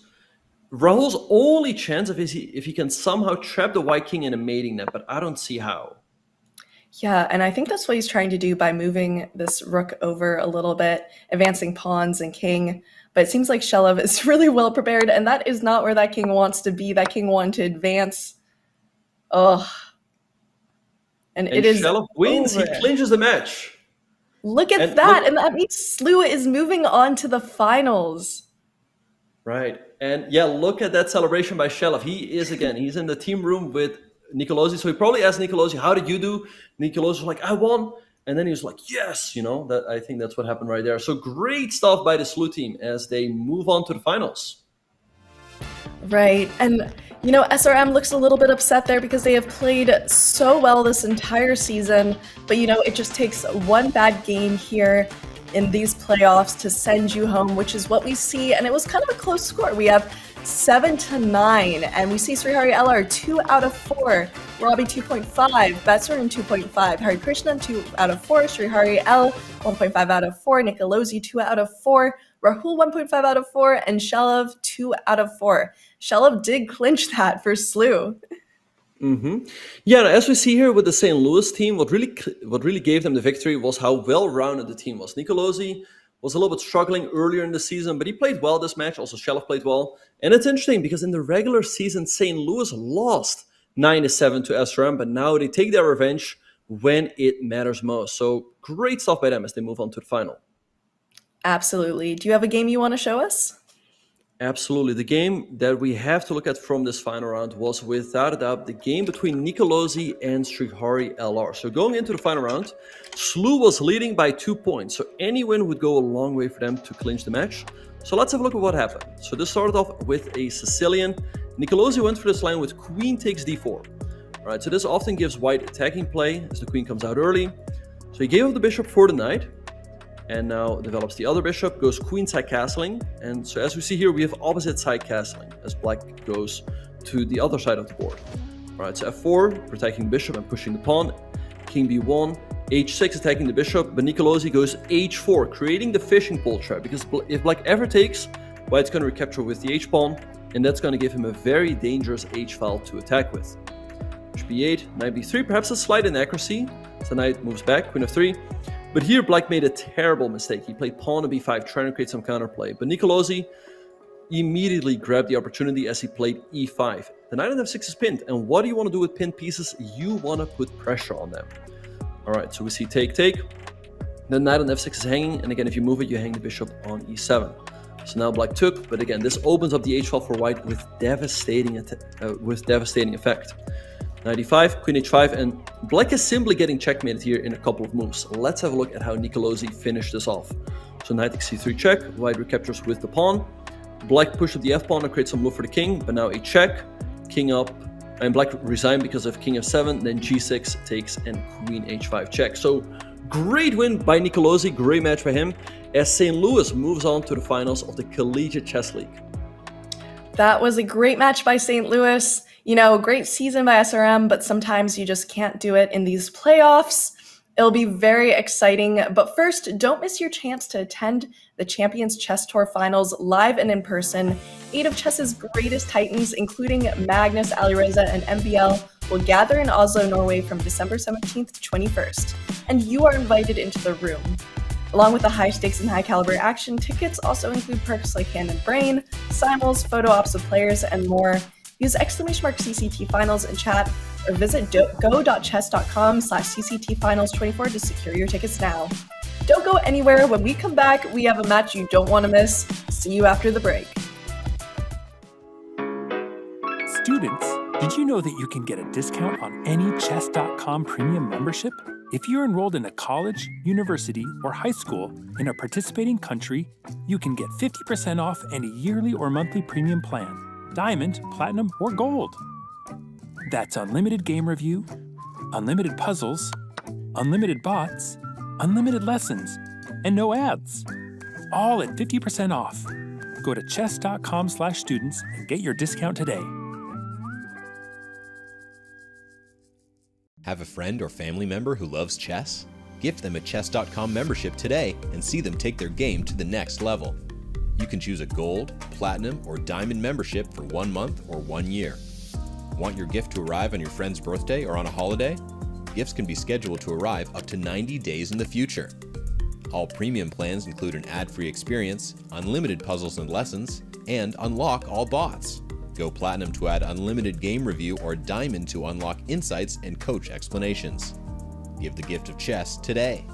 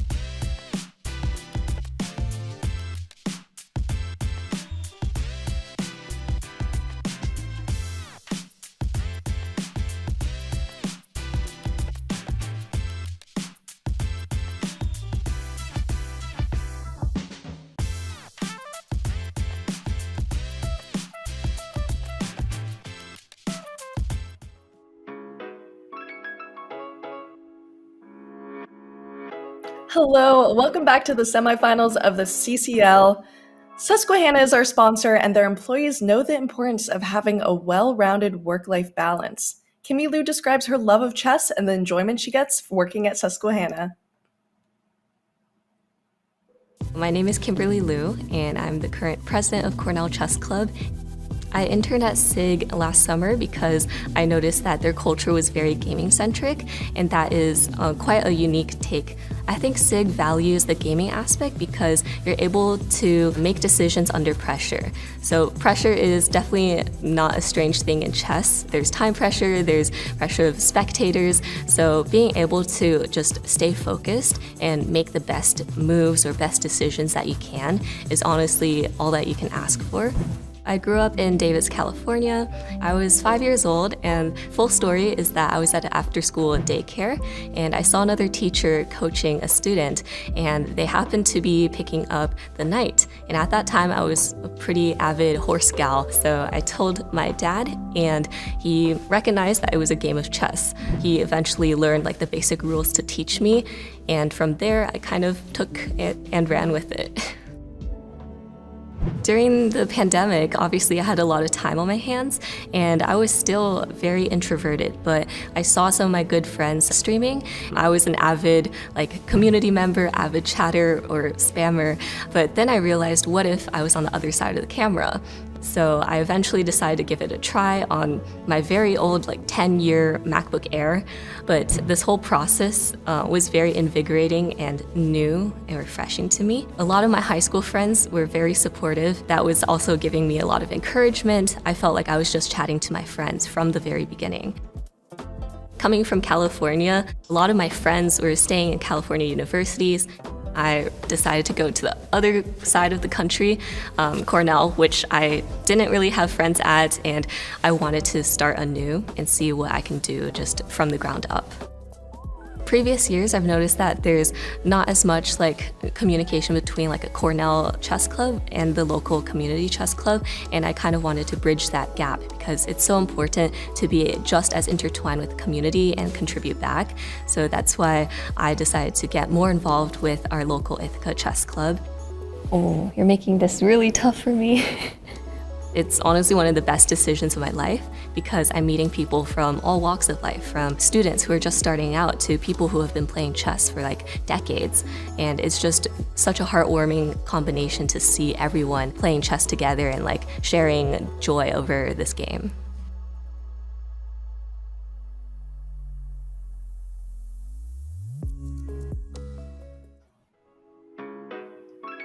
Hello, everybody. We will be back with more CCL right after this break.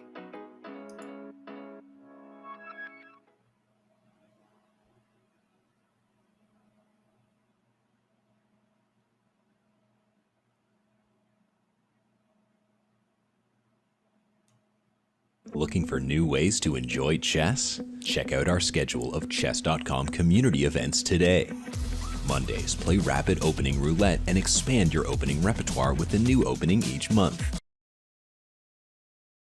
Looking for new ways to enjoy chess? Check out our schedule of Chess.com community events today. Mondays, play Rapid Opening Roulette and expand your opening repertoire with a new opening each month. Tuesdays, compete against other untitled players in Untitled Tuesday. Battle your way to the top in Arena Kings on Wednesdays. And finish the week off each Saturday with the blistering Community Bullet Brawl. All happening in the Community Club on Chess.com.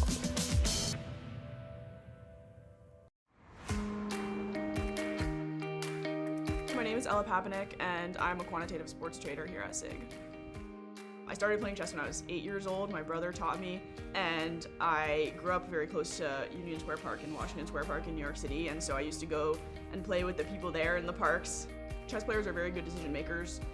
They're constantly reasoning about the hypothetical paths that the game could take. They're also very good at thinking about what their opponent is thinking and integrating that into their decision-making process. My name is Jerry Yang. I'm a macro analyst here at SIG. I discovered chess pretty much after watching Queen's Gambit. I was like, this is an awesome game. The strategy and the calculation is really what I think makes the game beautiful, where every time you're asking yourself that question of, hey, I'm making this move, and what possible moves might they do in response? And then zooming back out to yourself, I think is really what makes chess a wonderful game. In chess, you often face situations where you have to make decisions under time pressure, And so you're not going to be able to realistically assess all of the options, but you still have to think through what matters and what doesn't matter and make a decision off of that, which is a common thing that I have to do in trading. I do use that reciprocal thinking on my day-to-day, where I'm asking myself that question of, hey, what are other people going to do in stock markets and other markets, etc. I need to be extremely cognizant of all of these other pieces on the metaphorical chessboard in order to distill that into one, hey, like this is the driving narrative, this is what's going to happen, and this is what's important for trading.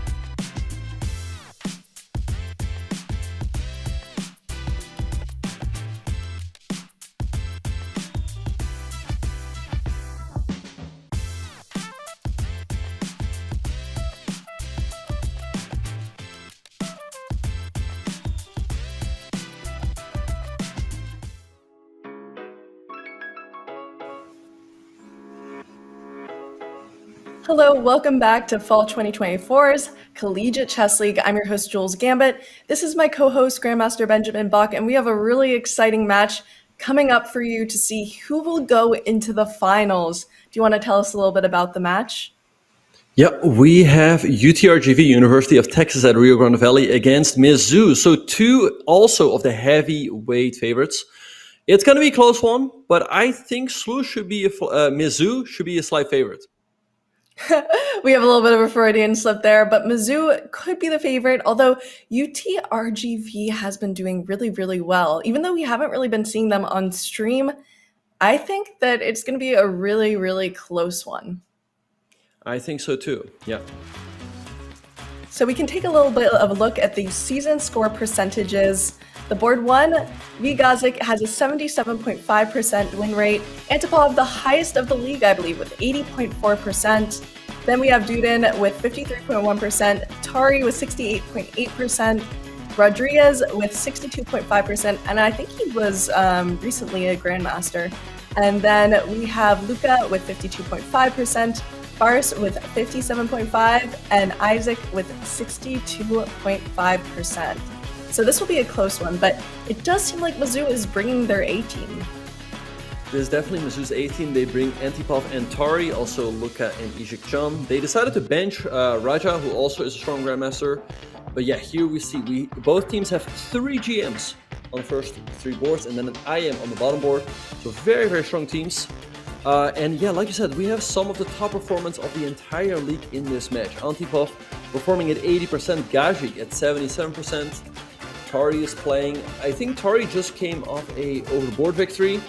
So it's going to be a close one, but I'm giving the edge to Mizzou. What do you think, Jules? Yeah, I think the edge might go to Mizzou, but it will be exceptionally close. It is important to note that, there have been upsets in the league before. I think Mizzou was upset by, was it Virginia? So really everyone still has to bring their A game, but these are some of the 2 strongest teams. It will be who will challenge SLU in the finals. So that's what they're fighting for right now. Yeah, and the players are getting ready. As we see Aryan Tari, he's playing from his apartment from Mizzou. Antipov, I guess he's also playing from his place. I think all the players are playing from home. Sometimes you see the players playing from the team room. But these all look like college dorms / apartments to me.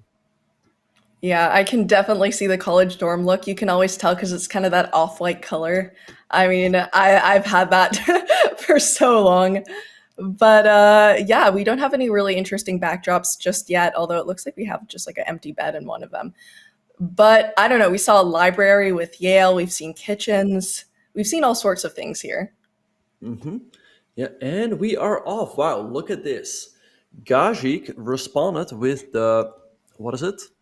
He plays the Alekhine against Ijik. So Ijik opened up with 1e4 and knight of 6 by Gajik, so e5, allowing white to push a lot of pawns forward. And we see Ijik going for the 4 pawns attack. So very risky opening choice here by Gajik. I'm very curious to see how this will play out. Yeah, very aggressive. And by the way, we have channel points prediction in the Chess.com chat, and honestly, fantastic odds on UT RGV. So I put my channel points on them because just crazy odds. I think it'll be a lot closer than people expect. But yes, as we see, lots of points there on Mizzou, a lot of Mizzou fans in the chat, and also maybe a slightly stronger team. But it could go either way. It really could. It really could. I mean, I think the Mizzou team is the favorite. They have Tari, who's like 2640, Fide, Antipov is also like 2600. So even though both teams have 3 GMs on the top 3 boards, Mizzou has the stronger GMs. They outrate the UTRGV GMs by like 100 or at least like 50 points. Anyway, board number 2 has also lifted off. There we see I think a Kala setup with white with the pawn on d4, c4, and b3. And then on board number 3, between Jean, Rodrigue Lemieux, and Aryan Tari, we see an Italian. So I'm very curious. Oh, and I think we could potentially see a repetition here. Let's see if one of the players is going to deviate. Aryan is really inviting that repetition by going bishop b6 and bishop c5. I think Sean might take it. I mean, he is outrated by Aryan by like, I don't know, 100 or 150 points. So something tells me that he might just take the draw. So are we going to see a GM draw here?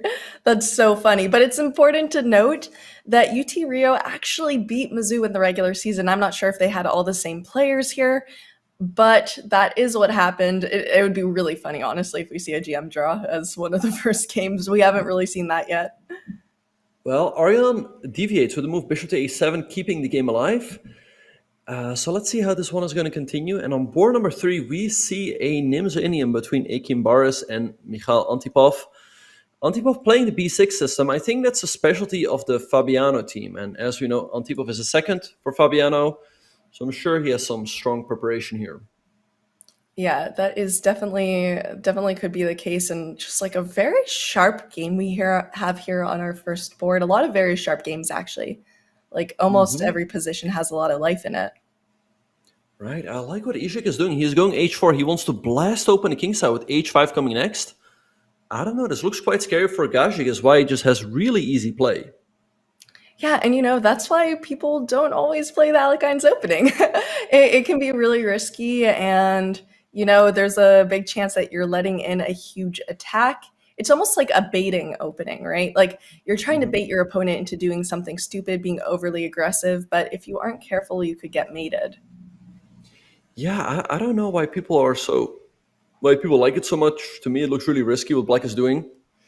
And that's why we see Gajik thinking here. I mean, he's facing a big attack.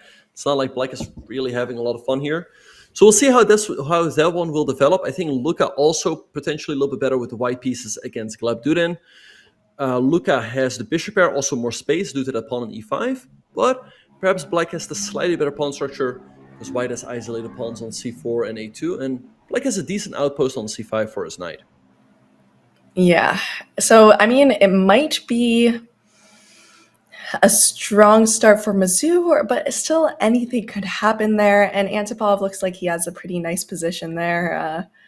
But we are seeing such sharp positions, opposite side castling, lots of attacks. It seems like every single player came to play. Right. Yeah, no, I like Antipov's position. I think he's up a pawn. Also, the king on b1 is potentially a little bit vulnerable. Maybe you can go like knight e5 to d3. So I think Antipov's doing great. I think we could be looking at Mizzou taking the lead coming out of the first round.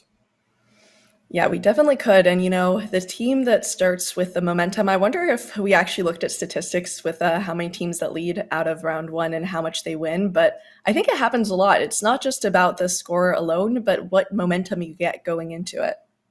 Mm-hmm.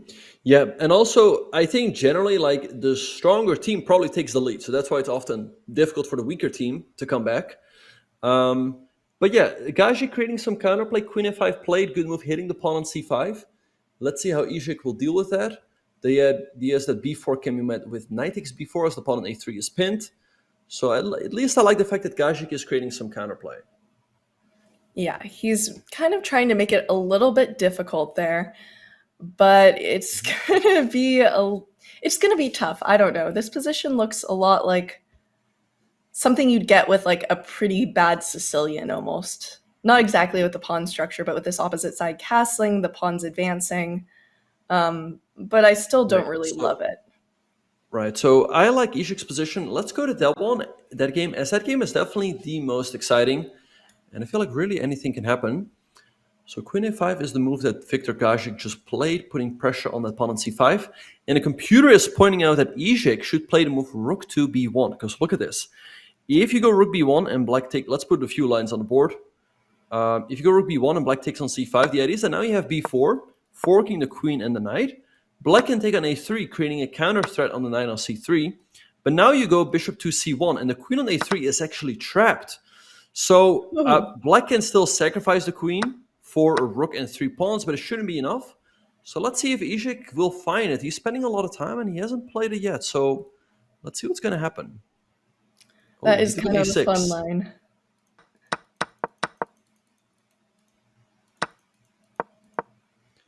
He captured a knight on a6, which to me looks quite inaccurate. Now black can recapture the queen, and white can never castle.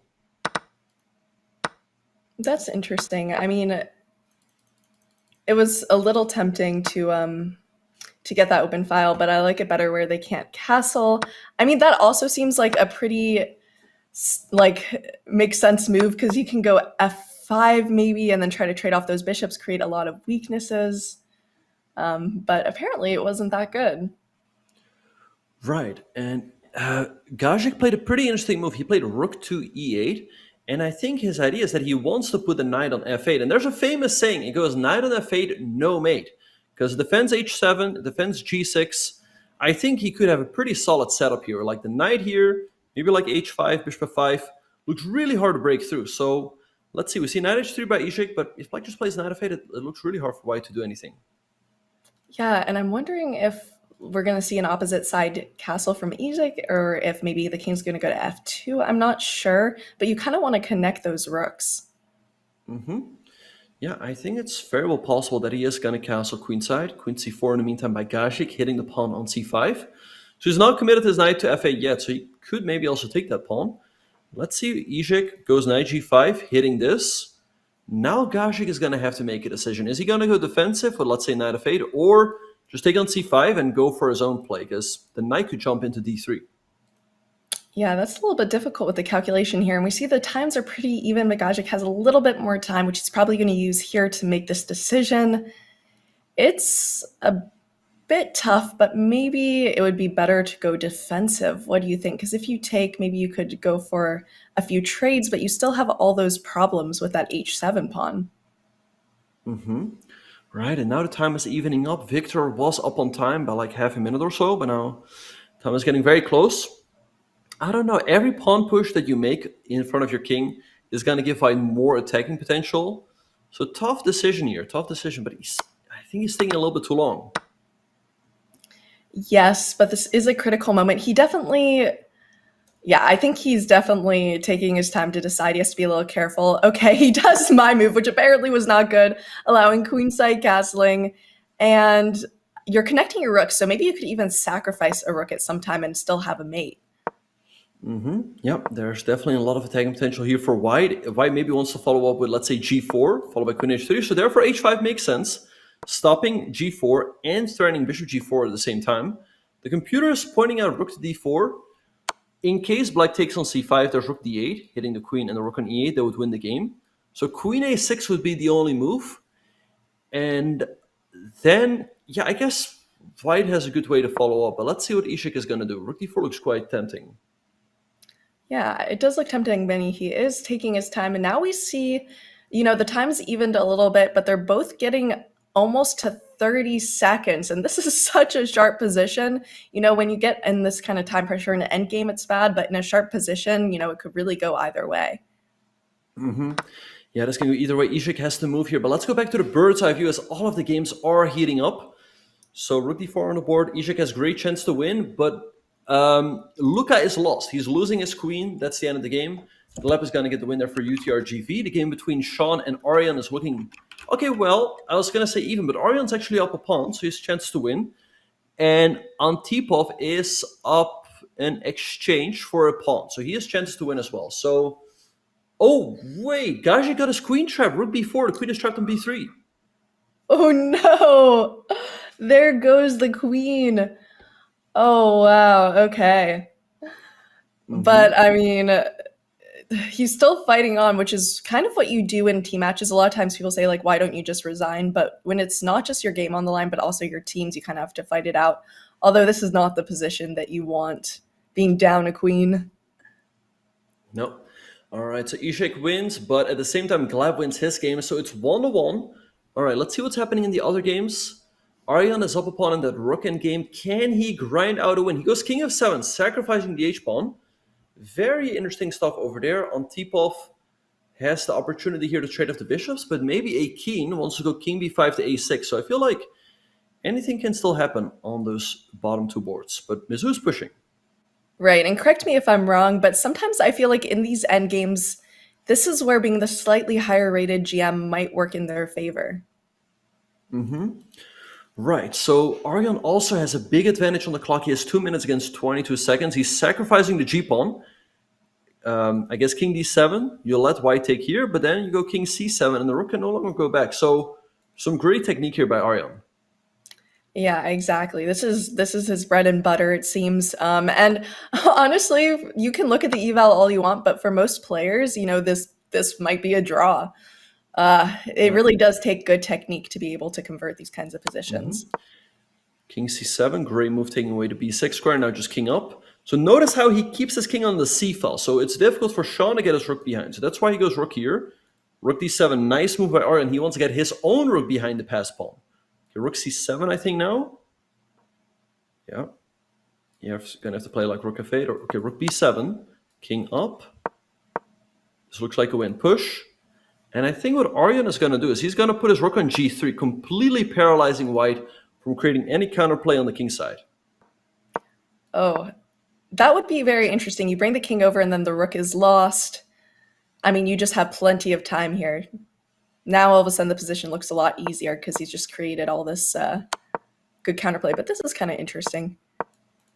King d2, and again, okay, goes king f2. Okay, now the... Okay, king e2, yeah, just walk the king over here. As white is completely stuck, white cannot create any real counterplay on the king side. I think the only chance you have is here and here, but it's probably way too slow. Because black always has this move. Which is what he's trying. That's his best shot, but it does look too slow. The king can just walk over, defend, and you'll still be in time to capture that h-pawn. And you see it on his face. He's already calculated it, but just playing it out. Check and king c2. Yeah, great technique here by Arjan. The rook is stopping this pawn. All right, so this is going to be a win for Arjan. Mizzou is going to be taking the lead. The question is whether Antipov can win as well. Right, and if he can win, then it will be 1 more point for Mizzou. But I don't know. The time is getting a little bit low. He does have a better position. It's an endgame. This looks like it might be an Antipov win. Right, so we see Antipov up the exchange, king a6. It's not over yet. These pawns could drop. Let's see what's going to happen. Maybe like rook f3. The pawn cannot be taken for the moment due to rook f7. And Antipov, okay, goes rook f7 right away.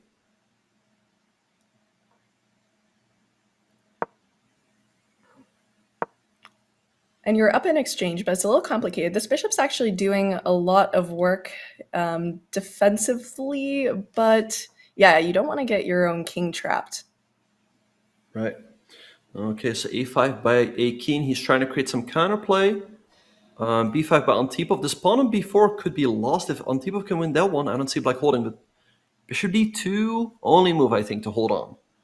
There's got to be a win for black. Oh, I think white's in Zugzwang. The king is stuck. Oh, but they're still dead. Okay. Great move stopping bishop d2. I think Antipov was clinching a take. And you can take and take, but then there is still g4, which is what a king... Oh, but you promote with check. Oh, look at that calculation. Oh my, that was so quick. You know, that's what these grandmasters do the best. That was some very fast calculation. And as we see it, Mizzou taking the lead. That is big for them with the start. And you can see, you know, Rio Grande is just like, what happened? Yeah, great by this Mizzou team. That was really strong for Mizzou. Strong first round.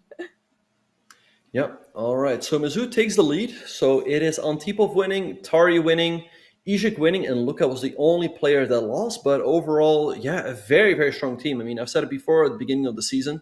I think these might be the favorite to win it all.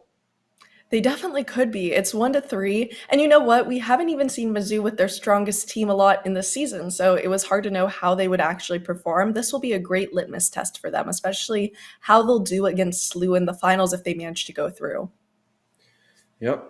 And also keep in mind that they also have Raja, another GM that could easily replace one of the bottom two boards. But here we see the scorecard after the first round. So Antipov winning, Tari winning, Luka lost, and Izhik wins his game as well. And that's really the difference maker. The board 4 of Mizzou beats the board 1 of RGV, and that's what's giving Mizzou the lead here. Yes, absolutely. They are killing it so far, but we'll see if Rio Grande is able to come back in round 2. It is still just the beginning, and the next round I think will be really telling about how this match is going to go. Again, I put my channel points on them. I just had to. I just had to. So we'll see how it does, but we're going to take a look shortly at the round 2 lineups, see what they're able to do here. We're going to have Victor against Luka, board 1 versus board 3, Gleb versus Izhik, Sean versus Mikhail Antipov, and then we're going to have Ekin versus Aryan Tari. So I don't know. Texas is going to really need to do well this round if they want to even up the score. This is exactly how the last match started. Yeah, and what's pretty interesting in the last match between SLU and SRM is that SLU took a 3-1 lead in the first round, and then all of the other matches ended in ties. So SLU kept a 2-point lead throughout. Let's see if Mizzou is going to keep their lead as well, or if they're going to expand on their lead. But you're right. Texas has to strike back sooner rather than later. Like, they don't necessarily have to win 3-1, even up the score. If they win this round by 1 point, that's also good. Just cut into that deficit a little bit and make the match a bit closer. Yeah, they do need to make the match a little bit closer. Maybe if it's just 1 point, that is totally doable. But as we see, the game getting off to a good start. And we also have Mr. Count Live, Christian Kurila, in the chat. He is the Mizzou head coach, so he must be happy seeing that his team has started the match off with a lead. Anyway, one game has already started off, the game between Victor Gajic and Luka. And there we have a French defense with both knights developing to c3 and f3 and c6 and f6 for black. Wow, okay, getting off to a strong start. And yes, it's always great to see the coaches in chat rooting on their team here. He's got to be happy with how they're starting off. Yeah, no, SLU and Mizzou have fought on many great battles in the past, like many games at the Pan Ams, or at the Final Four. And we've also played in some World Championship matches when all of that was online during COVID. So many matches they've had. So let's see if we'll have another clash, and also in the Collegiate Chess League. So let's see if we'll have another clash in the finals this year. Yeah, that'll be very interesting. And if you're white here, you don't really mind trading off this bishop because your light squared bishop is going to be exceptionally powerful with these, with all your pawns on dark squares, and you've got that open file. This is like a pretty decent start against, you said it was the French defense, correct? Mm-hmm. Yep. Right, so let's see what's happening on board number 2. There we see a Slav in the game between Gleb Durin and Izek. And in board number 3, Black has an isolated pawn on d5, but Black also has the bishop pair, so looking approximately even there. And Arjan Tari going for a very interesting opening approach against the Taimanov. He goes for a very quick bishop to f4. Usually I don't like to allow those pawns, but maybe this is all in prep here. So I'll be interested to see how he plays that out, because I guess Taimanov is one of the harder openings to play against as someone who plays to open Sicilian, so it's always interesting to see what kind of lines people play against it. Right, but yeah, Arjan's still playing quickly, so he's probably still in book. And according to the Evil Bar, he is having a slight advantage as he has more space on the queen side. I like what he's doing. So we'll see how that game is going to develop. Overall, it's looking pretty even on most of the boards. I feel like this round can also go either way. Yeah, that is very fair. And we actually see kind of a spicy game here in our second board that we're looking at. Perhaps we'll see some opposite side castling. But I'm guessing that Izek will just queenside castle, and perhaps will become a little bit less spicy. Yeah, queenside castling is also an idea for Izek, but it looks a little bit risky, as White can move his queen out of the way. Let's say queen b3, follow with rook c1, and maybe knight b5. What Izek can also do in some cases is take that pawn on h2, because yes, it is hanging. Black can take it. Kingside castling is also an option, but White's often going to start storming on that side of the board with h4, g4, and h5. And there we have h4 by Gleb, discouraging Black from going kingside castling. Yeah, so we'll see how that game unfolds. In the meantime, do we want to take a look at Luka's game there in the first board? Sure, we can have a look at that game, the game between Viktor Gajic and Luka. So, very interesting French here. I think Luka cannot be too unhappy. He managed to get some trades in, and often in the French, Black is a little bit cramped for space. So that's why you're often happy to trade off some pieces. He goes h6, stopping a knight g5 jump. And maybe what he can also do is, let's say, go bishop a4 and start storming on the queen side with, let's say, knight c6, b5, a5, and b4. Let's see if that is what he's intending to do.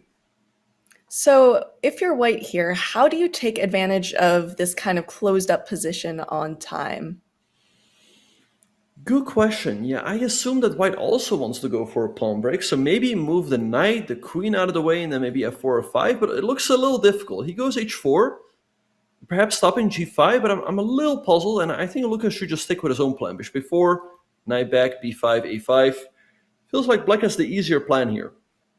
Yeah, I mean, usually you like these like g4 pushes, push your pawns, but it seems like White's not really particularly set up for that right now. Black hasn't castled yet, so there isn't really much you can do with that just yet.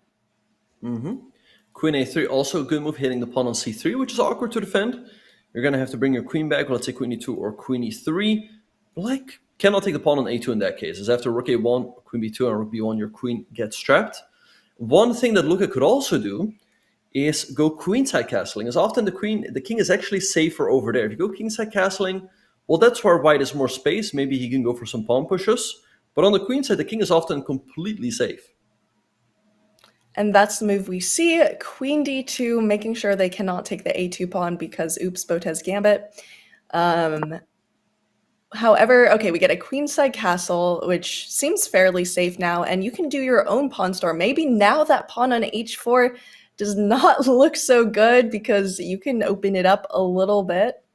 So that makes sense to solidify with h5, but you can still try to break a little. Right. Okay, so we see Knight c6 back by Luca. I wonder what his plan is. And knight h2 by Victor. Okay, so he's gained more space with h4, h5. I think now he might go for like f4, bishop g4, and f5. Or what you can do is like f4, knight g4 to e3, and then f5. That's also a plan. Yeah, that makes a lot of sense. And you are pretty well protected still. The open file you have might come in handy, that rook on b1, but right now it seems like black is pretty well defended. I'd say if anyone's about to be attacked, it's white here. That's very much possible, yeah, because now black has the half open g file to work with. So we see Victor taking on f6 and going knight g4, creating a double attack on f6 and h6.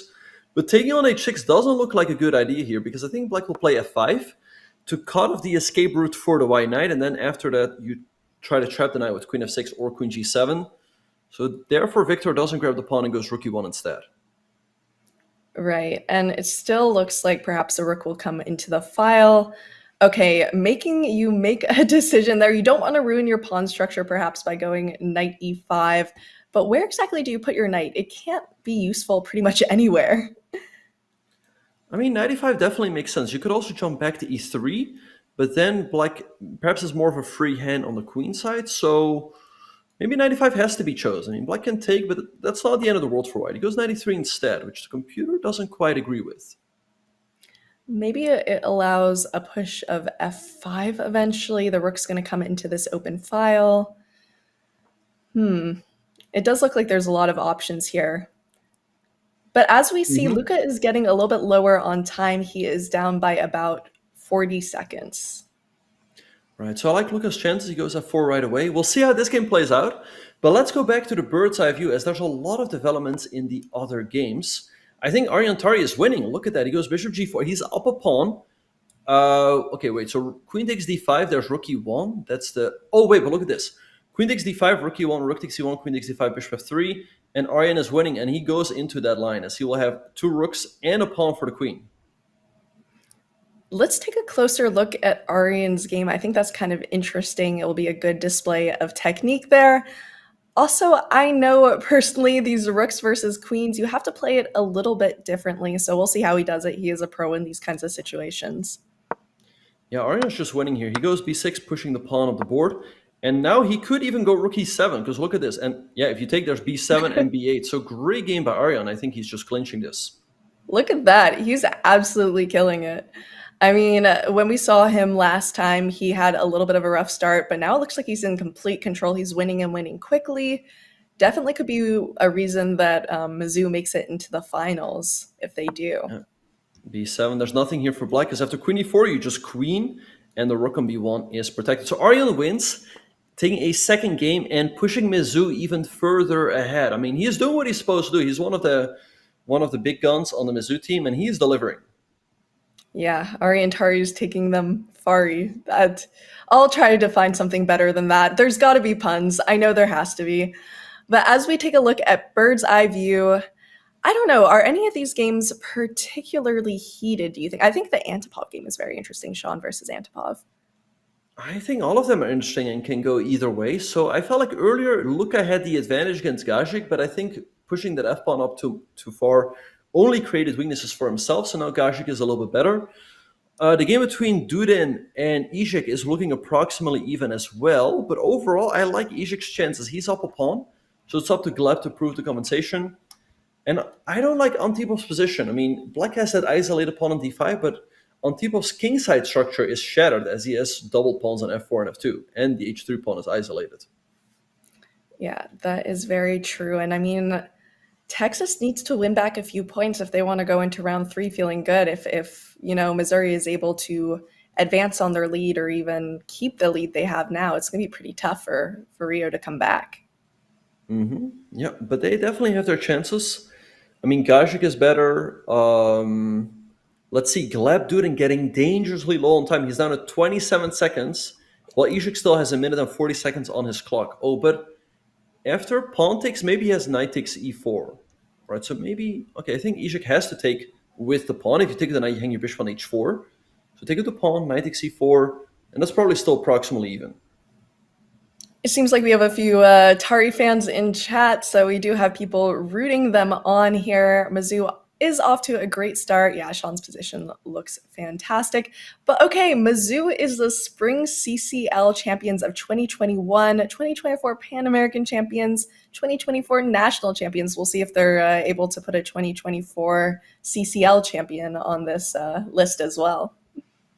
Yeah, no, they're a great team. They've been having the program since 2019, and Christian Krila has been the head coach of that team ever since. And it's great for them that they're finally winning some championships. Like you said, they won the Pan Ams in 2024 and the Final Four, so they won the double. Now let's see if they can win the Collegiate Chess League as well. As you know, VAR has said it like this tournament is important. I'm sure that Christian finds it important as well to win this one. Gajik has great chances here to come back for UTRGV. Yeah, that is very true. 10 seconds on his clock. He has to move it very quickly. He's just letting it tick down. We've seen it get decided by less time.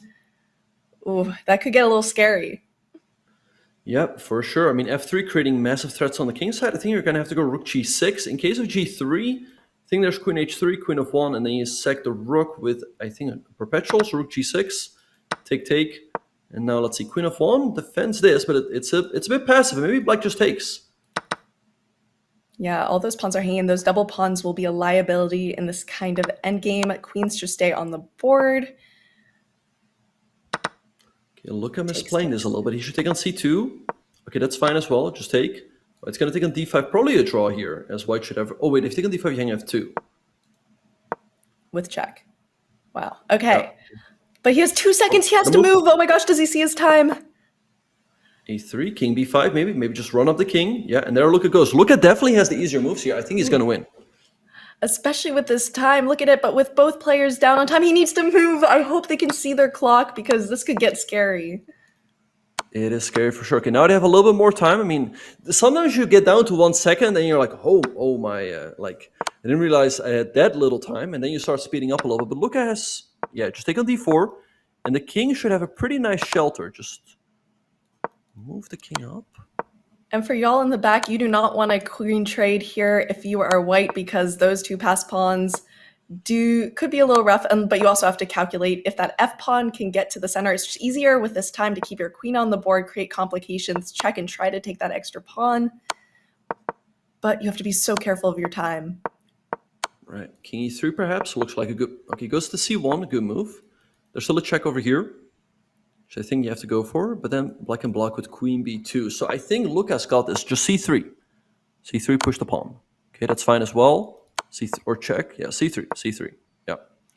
And with this increment, they get 2 seconds per move, so giving these checks sometimes is a good option just to gain a little bit of time. Yeah, but look at this. Luka is building a nice shelter around his king. The king is hiding from the checks with these 2 pawns, but white also has his own pawn that he's still advancing. So it's far from over. Maybe just king down, just push the pawns. I'm so afraid one of these players is going to flag with these times. It's a little bit tough. It is. Okay, so queen h5 check. It's not over yet. Where does the king go? It goes to e2. Maybe just push. King e3. Queen f3. Okay, so you can take and go f7. Then we'll have another queen endgame.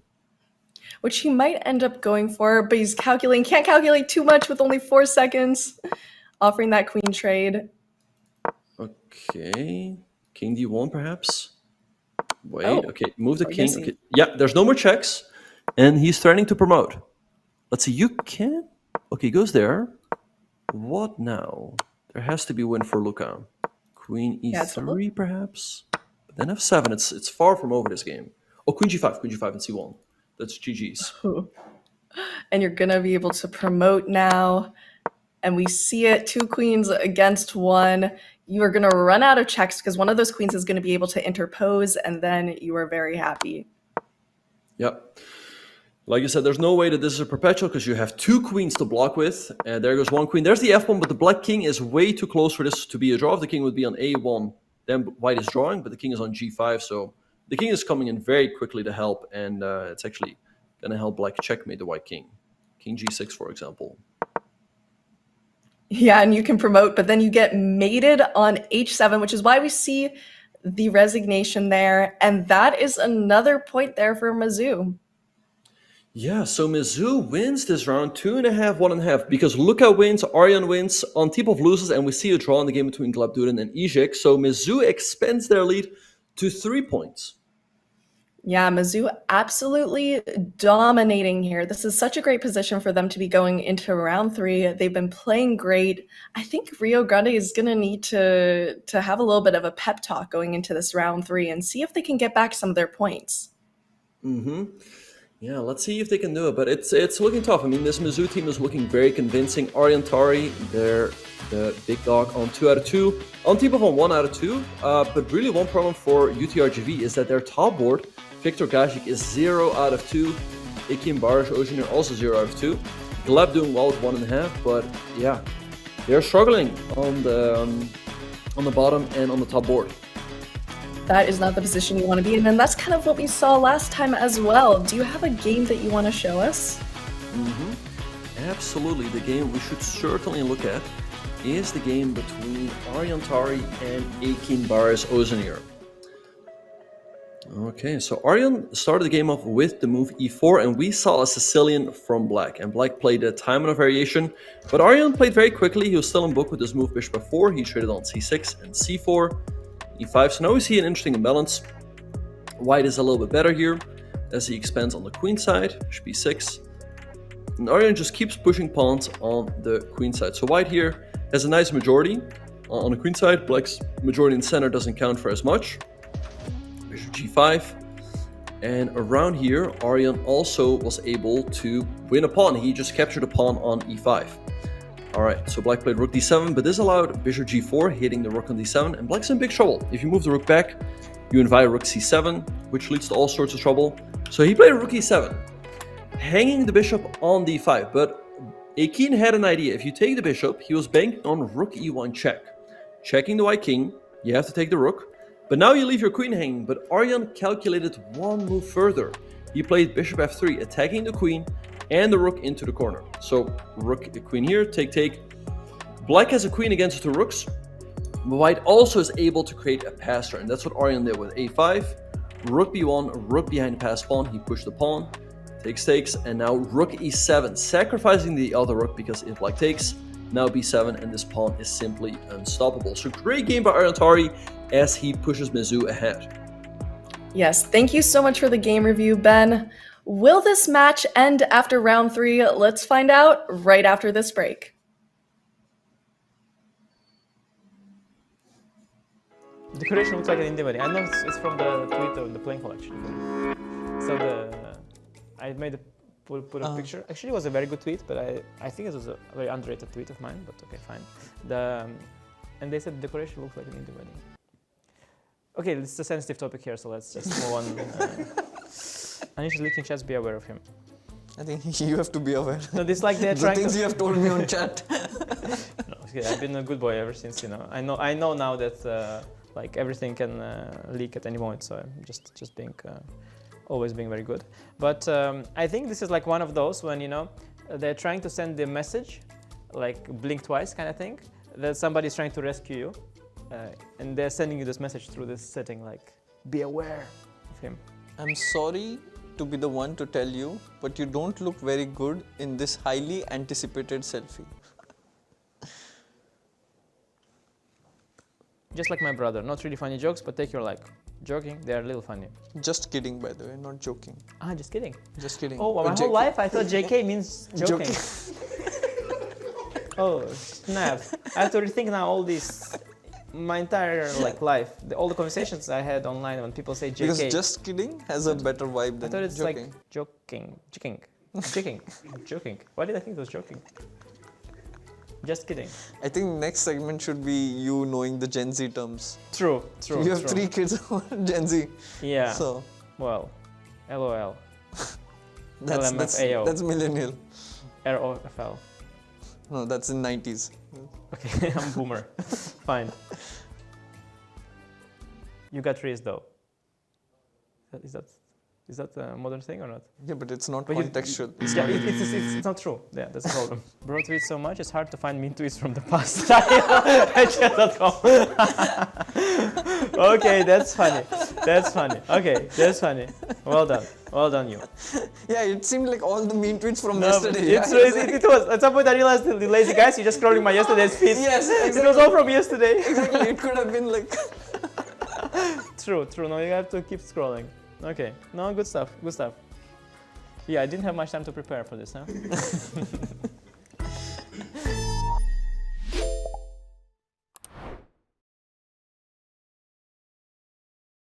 Have you made more than $10 million in your career? I don't think so. No? That's a truthful response. Mm-hmm. All right. Okay. This thing can't get me. I'm just so zen. Just love chess so much. Were you nervous meeting Magnus? No, absolutely not. I think he was. I think he was. I think he was too. I knew he was. Okay, but I feel like that one I like publicly stated I was nervous. I feel like today was better though. The second day I relaxed a bit. Danny, when I had to ask Magnus a question and I had them in my ear like Levy's got the next question and he was answering his question, nervous, yeah. My heart has never pounded that. I don't know why. I was like, damn, that's like Magnus. I've met all the top players, I will admit, like I've gotten to a place. I'm not on there, but we'll assume I'm being truthful. Like where that doesn't happen to me anymore. But I think I've done more Magnus interviews at this point than like anybody. But I'll say it took a long time. He's an intimidating interview, and he's the GOAT. Do you think your YouTube content is too clickbaity? Yes. No deception there. Oh, wow. Okay. Twitter trolls win, I guess. Yeah, the ones that hurt my feelings or didn't. I don't know if that question will make it. So. Do you think you'd beat me in chess boxing? With the right preparation, yes. What we got over there, boss? He's got a problem there. You got a problem? Okay, I love that. Okay. I love how you answer the question. Yeah, I did not think so good. Literally would not. No. All right. No. Small problem or big problem? Like big. No, big. Yeah, I did not. Do you like your own YouTube videos? Like, do I physically click like on them? Yeah. In the beginning, actually, like I go back 2 years, and sometimes I did like one of my own videos, but not anymore. Not anymore. Okay. No.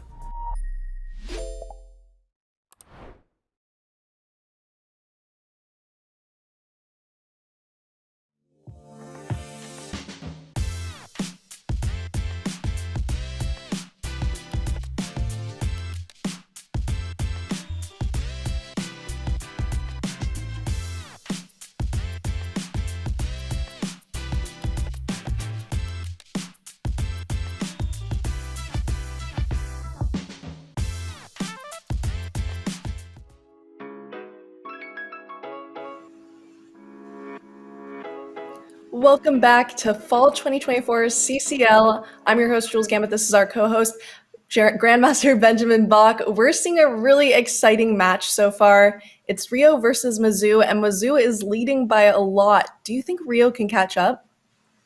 I don't think so, no. This Mizzou team is very strong. They're leading by 3 points. I think they might be one of the favorites, if not the favorite, to win the entire season. RGV is a strong team, but I don't see them coming back. But there's still a half of the match to be played. And Jules, we're getting ready for round number 3, so let's have a look at our board pairings. Let's have a look. And also, that is huge from Ben saying that because he's a big SLU fan. But yes, Mizzou is so strong. We're going to see Ariantari versus Victor Gazik. We're going to see GM Gleb versus GM Antipov. We're going to see Sean versus Ejik. And then we're going to see Ekin versus Luca. So that is going to be huge. Texas is going to need to gain back some of these points. Mm-hmm. Yeah, so Arian again playing with white pieces, Mikhail Antipov as well, so he has a chance to redeem himself after that last loss. Yeah, again, for Texas it would be great to even up the score in this round, but even just cutting into the deficit a little bit by 1 or 2 points will already still give them a good chance. And if Mizzou gets 3 points in this round, the match will already be over. So Texas, it's looking tough for them. They need a comeback now. Yes, and we actually have Elliot Alderson just in chat. Hello. Lots of supporters here of Mizzou. It's going to be interesting. We'll see if they can come back. I'm wondering if some of the opening choices or the aggression will change. But so far, we've seen very sharp calculating chess. Mm-hmm.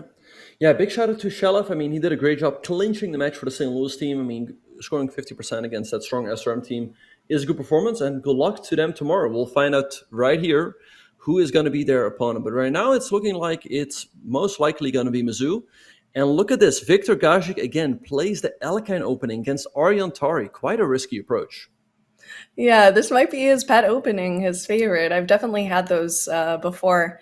I remember I used to be a huge Dragendorf player, which is like the Frankenstein's hybrid of Dragon and Najdorf, and I got such a bad position over and over again. I just said, if I don't lose this game, I'll never play it again. I didn't lose, never played it again. Sometimes these pet openings are a lot of fun, but also they can be rough, especially against strong players. Right, and let's see what we're having here. So here we might also see a 4 pawns attack if Arjan plays c4 later. But since Gajic moved his knight back to b6 preemptively, it wasn't needed. You see g6 by Gajic, aiming to fianchetto the bishop again.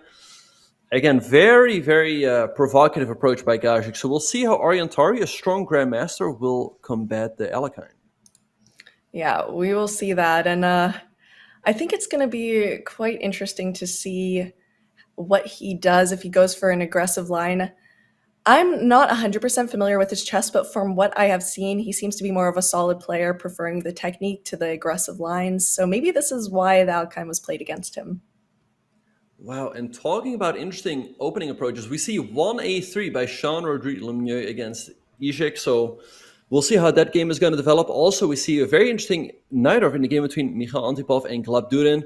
Again, Antipov, he's a second for Fabiano Caruana, so he's an expert in all of these openings. Very interesting stuff there. And the game between Akin and Luca has now also started off with the move 1d4. Right. And as we look at UT Rio Grande, they were second place in the regular season. So they've done great. 2022 Spring CCL champions, second season in the CCL.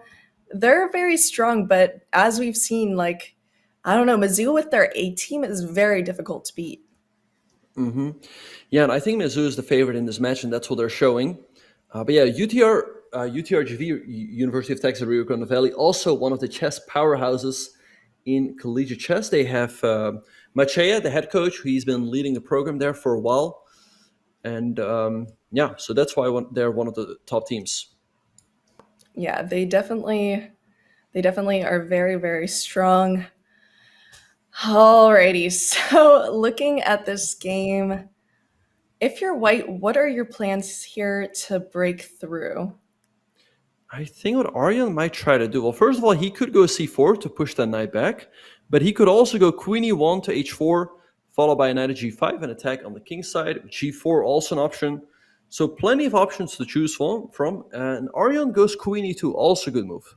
Defending the knight on e4 a little bit more and potentially clearing up the d1 square for a rook. Yeah, that does seem very interesting. And that knight goes to a4. What is that knight doing there? Nothing. Yeah, the computer's just pointing out c4, kick the other knight from d5. I'm really surprised by Gajic's opening play, because I feel against the Alekhine, there's so many things that white can do that lead to an advantage. So yeah, Arjan's having a great position here. The pawns on e5 and f4 completely blocking this bishop on g7. You know, the Alekhine's getting a lot of hate here, but sometimes these kind of offbeat openings are good in blitz. But these are such strong players that most likely they've seen all of this before. They have their favorite lines against it as well. But I'm very surprised by that move, knight a4, because I'm trying to figure out what the plan was there. Maybe to push b5 and then retreat that knight again, but you don't have time, really. Yeah, and there we have c4 by Arjan on the board. Okay, knight c7 back. Maybe just bishop e3. Bring the bishop into the game. Again, move a rook to d1. This knight on a4 looks a little bit stranded. Computer doesn't seem to like bishop e3 because of that move. Knight takes b2. Look at that. If you recapture with the queen, you leave the bishop on d3 hanging. So this gives Gajic a golden opportunity, and he takes it. Oh, okay. Maybe that was the whole trap. But that knight looks a little bit precarious. You have to make sure you don't lose it. And therefore b5, good move to be able to bring the knight back to c4. Yeah, unfortunate there for Arjan. I mean, he had a great position, but he just allowed one tactic, and that was enough to give Gajic the advantage. As now black's up a pawn, and the knight on b2 is not getting trapped. That's very true. I mean, that knight was really tricky in this position. And yeah, now all of a sudden it seems like your queen side's a little bit, I don't know, dunzo. Yeah, no, looking tough. Arjan also getting behind on clock. He has 2 minutes and 14 seconds against almost 4 minutes for Gaji. Gaji takes on c4. You could take on c6, but perhaps Gaji just moves his queen. I don't know. This is not looking good for Atari all of a sudden. Yeah, but that's still probably... Oh, tactiques? What is the idea behind that? He trades off the bishop on a 5 for his knight, exposing the black king a little bit, but it's going to be hard to defend as a move like knight g3 can be met with e6. Yeah, I'm also wondering, like, that bishop is very, very strong on g7, and you do have your dark squared bishop maybe temporarily, but there's not a lot of ways to challenge it. Maybe you go knight h5. It's probably the idea there. I don't know. Bishop c5, good move, keeping the bishop on the board against rook e8, and oh wow, knight d5 by Gaji. Gaji sacrificing the exchange. Let's see if Tari will take it. He can also continue with a move like knight h5, as you mentioned. Putting the knight there, maybe followed by g4 at the right moment to blast open the king side. That's an interesting choice whether to take it or not. On one hand, obviously, you'll be up the exchange, but on the other hand, that dark squared bishop could be useful later on. Tari also getting low on time. He has 1 minute and 20 seconds against 342. I don't know. This looks tough to get so low on time in such a complicated position. Yeah, and that might be the comeback that Rio needs, but still, you'll have to see how the other boards are doing, and there is a lot of life in this game. 1 minute versus 3 minutes and 42 seconds is quite a lot. Right, Arjan decides to take on a fade, and bishop takes a fade. Pre-move by Gaji. Gaji putting a lot of pressure on Arjan's clock. Arjan, again, he is down. He's below 1 minute. Gaji almost has 4 minutes on his clock. I don't know. I don't like Arjan's chances here, simply because of the time situation. Yeah, there are chances, but, you know, that king looks so open on g8, but there aren't any really good ways to infiltrate. That bishop can just come, you know, and protect. The queen doesn't really have an easy way in. And those knights are actually doing their job defending a lot. Right, so we'll see how this game is going to develop, but perhaps we can go back to the bird's eye view as there's a lot of developments in the other games. Okay, let's take a look. Right, so Arjan, I mean, the position is maybe perhaps only slightly in Gajik's favor, but Arjan's clock is a little bit concerning. The game between Antipov and Gleb Dudin is looking extremely sharp, slight time advantage for Antipov. The game between Sean and Ijik, approximately even, maybe a slight edge for black, as that rook on a2 is looking a little awkward. And I think Luka's just winning against Akin because he's up the exchange. Oh, wow, okay. Yeah, and an endgame too, which is the best place to be up in exchange. Exactly. So let's see if Luka can convert, but overall... Oh, wait. It looks like Gajik... Oh, wait, he just blundered. Because look at this. Rook takes e3. If you take an e3, Arjan goes g3 intermezzo. Oh. That's that a rough was a blunder. nice find. Yeah, you cannot take on e3 with the queen right away, as that hangs the knight on h5. So you go g3 first, pushing that queen away. If the queen goes to e7, then you go to then you take on e3. And maybe what Gajik missed is that a move like knight g4 check is met by queen takes g4. And in the lines, white will emerge up a piece. So big turnaround in that game, g3. We might see that variation on the board. Yeah, and you can't... Like, if you could stay attacking that knight, then the trade would not be bad for you, but you have to move that queen somewhere else, and you could just be down a piece. Yeah. Now, Arjan is winning now. So we could very well see Mizzou clinching the match in this round, as Arjan is winning, Antipov is better, and Luka is winning as well. And keep in mind, if they get 3 points in this round, the match is over. Yeah, wow. If they get 3 points, the match is over. That is so true. That would be a lot for them to get, but they've done it before. We'll see if that can happen. That would be pretty big, considering the teams are not that far apart. Yeah, but I like Antipov's chances as well. He has a better position, and Gleb is getting dangerously low on time, 24 seconds in such a complicated position, and that's almost a guarantee that mistakes are gonna happen. Wait, he hangs e5? Okay, king of fade. Wow, very bold stuff over there. Maybe just rook h1 by Antipov. Perhaps we should take a closer look at that game if we can. But it does look very interesting. Right. In the meantime, it looks like Aryan should be cleaning up. He's up a piece, but of course, still some work to be done. Ishik, by the way, is also doing great as he collects the exchange and has a slight advantage on the clock. Mizzou could win all of the games this round. Wow, what a crushing victory that would be. Yeah, a round 3 victory in a very difficult, match, honestly. In a very difficult round. They would be facing off versus SLU in the finals if they can do it. Mm-hmm. Oh, it's not over in Aryan's game, but he does find the only move to keep the advantage, king h1. All right. Let's see if Aryan can take on f7. Although there's rook takes d1 followed by queen e1. He should have this one on the back, but it's not over yet. Victor's trying to fight, and Aryan is low on time. Yeah, perhaps that's also a game to look at a little bit closer there. Because I think that one will be maybe even the decider if they win in round 3 or not. Okay, so Antipov wins his game, pushing Mizzou further ahead. I think they're clinching it. So, sorry, which game did you say you wanted to go to? Perhaps Tari's game, because I have a feeling that would be the decider, right? Unless there is one that you want to go to. Yeah, let's go back to the Tari game. I mean, he's still better, but Victor is fighting, and 14 seconds on Aryan's clock.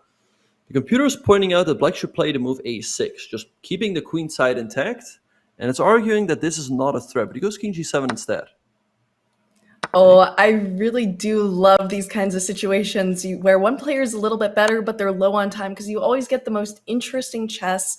Anything can happen there, and with that time, Aryan's going to have to move really quickly. Yeah, this is far from over. Maybe just bishop c5, setting up some threats around the white. Oh, no, wait. Queen d8 looks pretty annoying. Maybe a6 by Gajik to try to push this pawn. He goes b4, but now the pawns can easily be blocked. Yeah, but it is a good try to keep the queen up there on near that second rank, because you can't really move the other queen away, otherwise you'll lose your bishop. So you just keep pushing, trying to open stuff up. If takes, I'm guessing you'll take with queen or something. So we see the move you suggested. Bishop c5, but yeah, it only can give Black one check, king h1, and the king is still perfectly safe. I think, oh, and look at Gajik's clock. He's got 1 second. He's got to move. b3. Maybe just take. Yeah, now the time's even. This should heavily, heavily, heavily favor Aryan. I'd be very surprised if he doesn't win. Oh, and he blundered. He goes in with a check, but is there anything for him? Okay, there's knight f6 check now. With king e7, he could also lose. Oh my god, commentator's curse! Uh-oh. Run, king c8. Yeah, I think Aryan completely messes up king b7. The black king is running away, and now his own king is getting checkmated. No way! Commentator's curse! Or that. And look at Aryan. I know one word in Norwegian. It's like, I think, yeah, he's getting checkmated over here.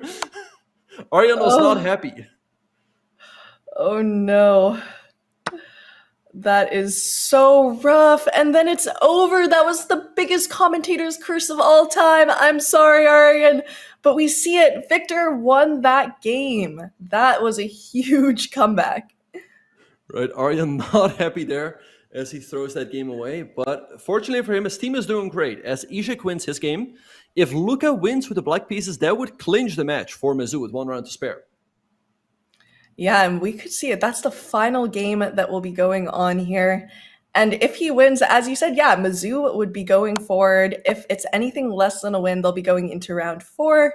So this is kind of a big one. Yeah, I think maybe just king e3 and go after the pawn in g2. That's what Luka is doing.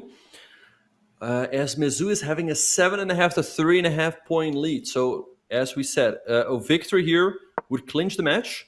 A draw would already guarantee them a tiebreak.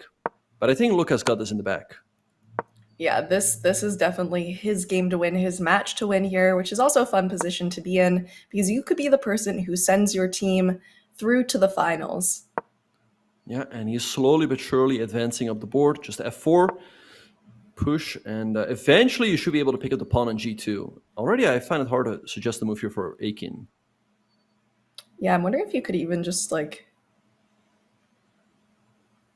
Yeah, I don't know. There's really nothing you can do. You still have to have some pretty good technique here, but every single piece of white's is kind of trapped and stuck. Mm-hmm. Rook b2, good move by Luka. Maybe now just like rook e2. And here we see that black is winning. If the white king would be in front of the f-pawn, it's a draw, but the king is too far away, it's cut off. Black can just push the pawn, and we'll get the Lucina position, if I'm not mistaken, f2. And this is a very easy win for Luca. Yeah, and we're going to see here some strong technique. There's nothing you can really do here. The king's going to get out of the way. They're going to promote, and I'm sure we'll see it shortly, but I've been commentators cursing all around, so maybe I shouldn't say anything. So it's pretty instructive what Luca is doing here. He put his rook on d5 to build a bridge, because now a check on f7 can be met with rook f5. So pretty textbook rook endgame stuff. And he wins his game, and with that, Mizzou wins the match and moves on to the finals. Yes, absolutely huge for Mizzou, winning the match in round 3. Wow, that is great, and it really bodes well for their chances tomorrow at the finals. So it will be Mizzou versus SLU. Yeah, so very convincing stuff here by Mizzou. They win the match with a round to spare. I mean, again, this is their top team, and they're showing why they are one of the favorites, if not the favorite. But we have a big matchup for tomorrow with Mizzou against SLU. But Jules, look at this. What a dominant performance by this Mizzou team. Right, 3.5 versus 8.5. Victor was 1 out of 3. Antipov, 2 out of 3. Duden, 1.5 out of 3. Rodrigue Lemieux, 1 out of 3. Ozanir, 0 out of 3. And then we have Tari, 2 out of 3. Luca, 2 out of 3. Isaac, 2.5 out of 3. That was just a crazy good performance by Mizzou there. They're all absolutely dominating. I think this bodes very well for their chances going into the finals, but it's going to be a close one. It's going to be a close one, but they're looking very, very strong. So SLU has a tough match ahead of them tomorrow. So let's see what's going to happen. But yeah, I think Mizzou, honestly, might be the slight favorite. They could be. Let's take a look at a game. Do you have one you want to show us? Yes, let's have a look at the game that clinched Mizzou the match and got them their spot in the finals. So in this position here, Luca was up a pawn, and he displayed some great endgame technique. He pushed his pawn forward, a4, now pushes king forward as well, and now rook to e5. So he moves his rook around to try to go after the g2 pawn. So check king, he goes king here, king went over to d3 and e3, as again, he wants to go after the pawn on g2. So rook c5 check, a good move, forcing the king to d1. Now he pushes his own pawn and protects it with rook c3. A check, king f4. Again, some great technique here by Luca. So king g3, rook b3, and he goes f4. So slowly but surely he's pushing forward. He's getting ready to give up the a-pawn for the g-pawn, as that will give him a textbook winning endgame. So rook b2, now king may check, and he takes on g2. So he loses the a-pawn, but now he has it past f-pawn, which is just going to push forward, and the white king on c1 is too far away. So he pushes the pawn, or first he brings back the rook, now he pushes the pawn, and note how the white king is cut off on the e-file. So check, king goes in front of the pawn, he pushes the pawn f2, and here's some pretty instructive stuff. What he does is he gives a check on d8, forcing the white king to go away, because if you go king e3, then there's king e1. So the king goes here, and now the problem is you want to move that king away in front of the f-pawn, but if you move the king right away, white will keep checking. So what he does is he goes rook to d5, and we'll see the idea behind the move rook d5 very soon, because now he goes king away, king f3, king e3, king f4, and now the idea behind the move rook d5, he goes rook f5, blocking the checks. White cannot stop this f-pawn from promoting, so Luca wins a great game and pushes Mizzou to the finals against St. Louis. That's super instructive. Thank you so much, Ben. Guys, stick with us. We're going to have an interview with Antipov. If you have any questions, make sure to put them in chat. We will be right back after this break. Let's explore game review. FIDE master Andre Mendez met his legendary opponent, Levon Aronian Sicilian, with 3 bishop to b5. While not normally a fearsome line, this choice led to a nice advantage for Mendez when Aronian blundered with queen to c7. The advanced g4 was a great move that won Aronian's knight, since retreat would have allowed the winning knight leap, knight to d6 check. Still, even up a piece against a monster like Aronian, you can never count your chickens before they hatch. Aronian set a devilish trap and induced a blunder in return when knight to f1 allowed b5. The incredible point was that queen a5 would be met by the brilliant shot bishop to b4, trapping the queen, since queen takes b4 runs into c5, threatening both checkmate and the white queen. Aronian equalized and took the game into a double rook endgame. There, his advancing G and H pawns and active rook increased the pressure, and he began to build up a clear advantage. In the end, the great moves, h4 check and h3 check, were decisive, as Aronian ended by preparing devastating checkmating ideas on the h-file.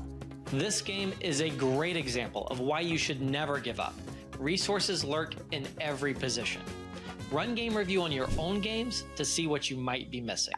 Do you think I'm funny? Yeah. Yeah? Yeah. Why not? Deception there. That's bull. No way. I think maybe I got nervous looking at you. Okay. I think you're funny. Do you think I'm the best chess commentator at Chess.com? No. No? I think it's Robert Hess. I don't see any deception there. Yeah. That doesn't mean you're not the second best. But I always say it's Robert Hess. I love the honesty. We have a great, honest conversation. Or Naroditsky. But yeah. Do you think you're the most influential chess creator in the world? Well, that's an easy yes. The better question is, am I the most influential figure in chess ever? And I don't think so. I mean, I think it's probably Magnus, or if you just look at numbers, maybe Anand. When he said about himself, there's quite a reaction there. Oh, maybe I do, deep down. Meaning it says I'm lying and I actually do think I'm the most influential? Maybe. Cool. Therapy can unlock that. Yeah. Have you ever used a slang or a trendy phrase you didn't really understand just to make your content sound cooler? No, what, Riz? I don't think so, no. I mean, if I did, then I really need to unpack lies to myself in therapy. There's no deception. Okay. Think.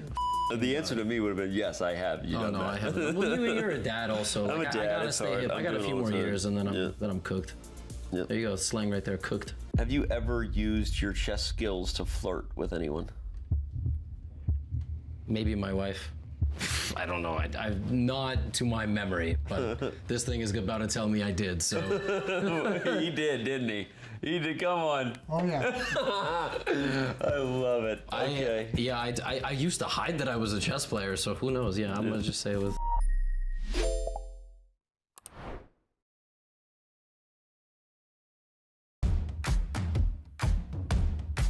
This whole concept of just bulldozing the Black King, jumping in there with the Queen, and making sure the Rook comes in with a ladder mate is everything this chapter is about. Everything this chapter is about.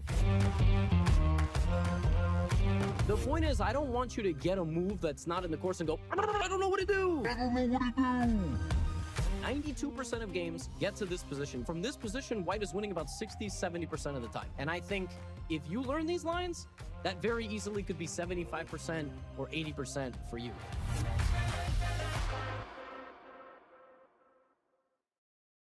You guys are gonna have to give me the footage because right before the final segment of the 1+1, I set a puzzle rush record. I got 60 and I should have had 61. And I think that's recorded in the Zoom call, so I'm gonna want that footage.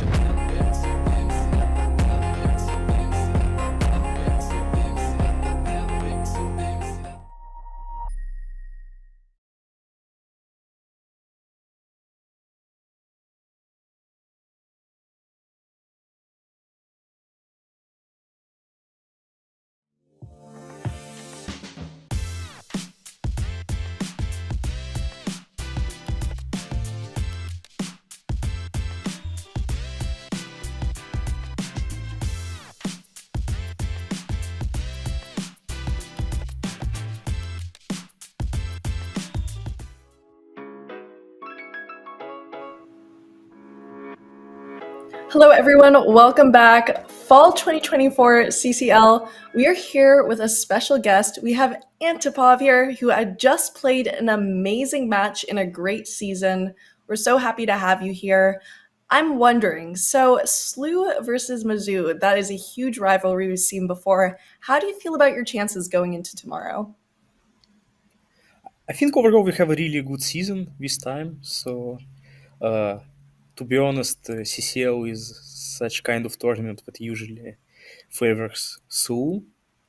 And I don't remember what was the last time when we won a match, especially just specifically in Collegiate Chess League. Usually these West matches don't go well, but I think this season is more smooth for us than it was previous times. So I think we have decent chances. Mm-hmm. Right. And did you watch the match between SLU and SRM? And what did you think of SLU's performance? Unfortunately, I didn't have time to watch the match. I just know that SLU won with small age, like 9-7, I think they won, if I remember correctly. So cannot say much. So you have one of the best scores in the entire league this fall. Will you tell us what your secret is? Actually, I would not say that I'm showing such a great performance because sometimes I'm actually failing completely. So I mean, this match was more or less fine. I got 2 out of 3, but once again, like I cannot say that all of my matches are successful.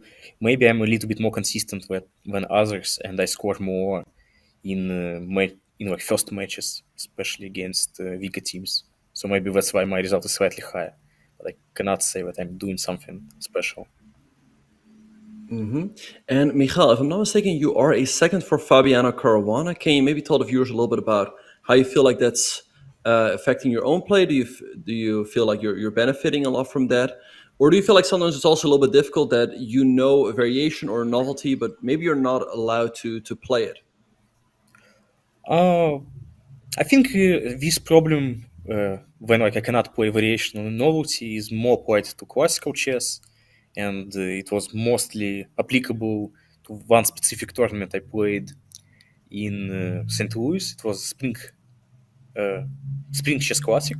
It was just exactly during candidates when we just had a lot of big preparations, and obviously it limited my opening choices quite a lot. But when it comes to online chess, I don't think it actually matters that much because, I mean, you can always deviate, and especially like novelties in online chess are not that important. Like, obviously, it's nice to have some ideas, but like in most cases, you can just play. And if I see that things are going closer to what we analyzed, which to be honest happens very rarely, then I can just deviate and do something else. So we have the World Championship coming up soon. Will you be following, and are there any player that you're rooting for? I'm definitely gonna follow it. It would be definitely harder than usual because I'm gonna play tournaments myself at this specific time. So I'm gonna participate in US Masters which starts in several days, and St. Louis Masters immediately afterwards. When it comes to the match, I mean, I would say that last time match was objectively lower quality than usually. Like Poz, Dean, and Nepo were very shaky. Like we had a lot of resultative games, which was obviously very interesting to watch. Like I hope that this time match would also be interesting and like it would not finish prematurely. Mm-hmm. Right. And since you're one of the top boards against the SLU team, what do you think would be a good score for yourself in that match tomorrow? What's hard to say. Usually, I'm only satisfied if I score at least 3 points against any team. Like if I... Yeah, it's very fair. Thank you so much for joining us. Good luck tomorrow. We will be seeing what happens, and we're very excited to take a look tomorrow. Thank you. Awesome. Everybody, next week, well, they say next week, it's actually tomorrow. We're going to have the finals, Mizzou versus SLU, third place, UT Rio Grande versus SRM. It's going to be very, very exciting. I don't know. Any predictions, Ben? Yeah, it's got to be a close one. I mean, this Mizzou team is looking very strong, so they might be the favorite in that final match. We also have the third place match between UT Rio Grande Valley and SRM. I think that's also going to be a close one. So lots of exciting action to look forward to. Yes, so join us tomorrow, everybody. We will see you there. Be square.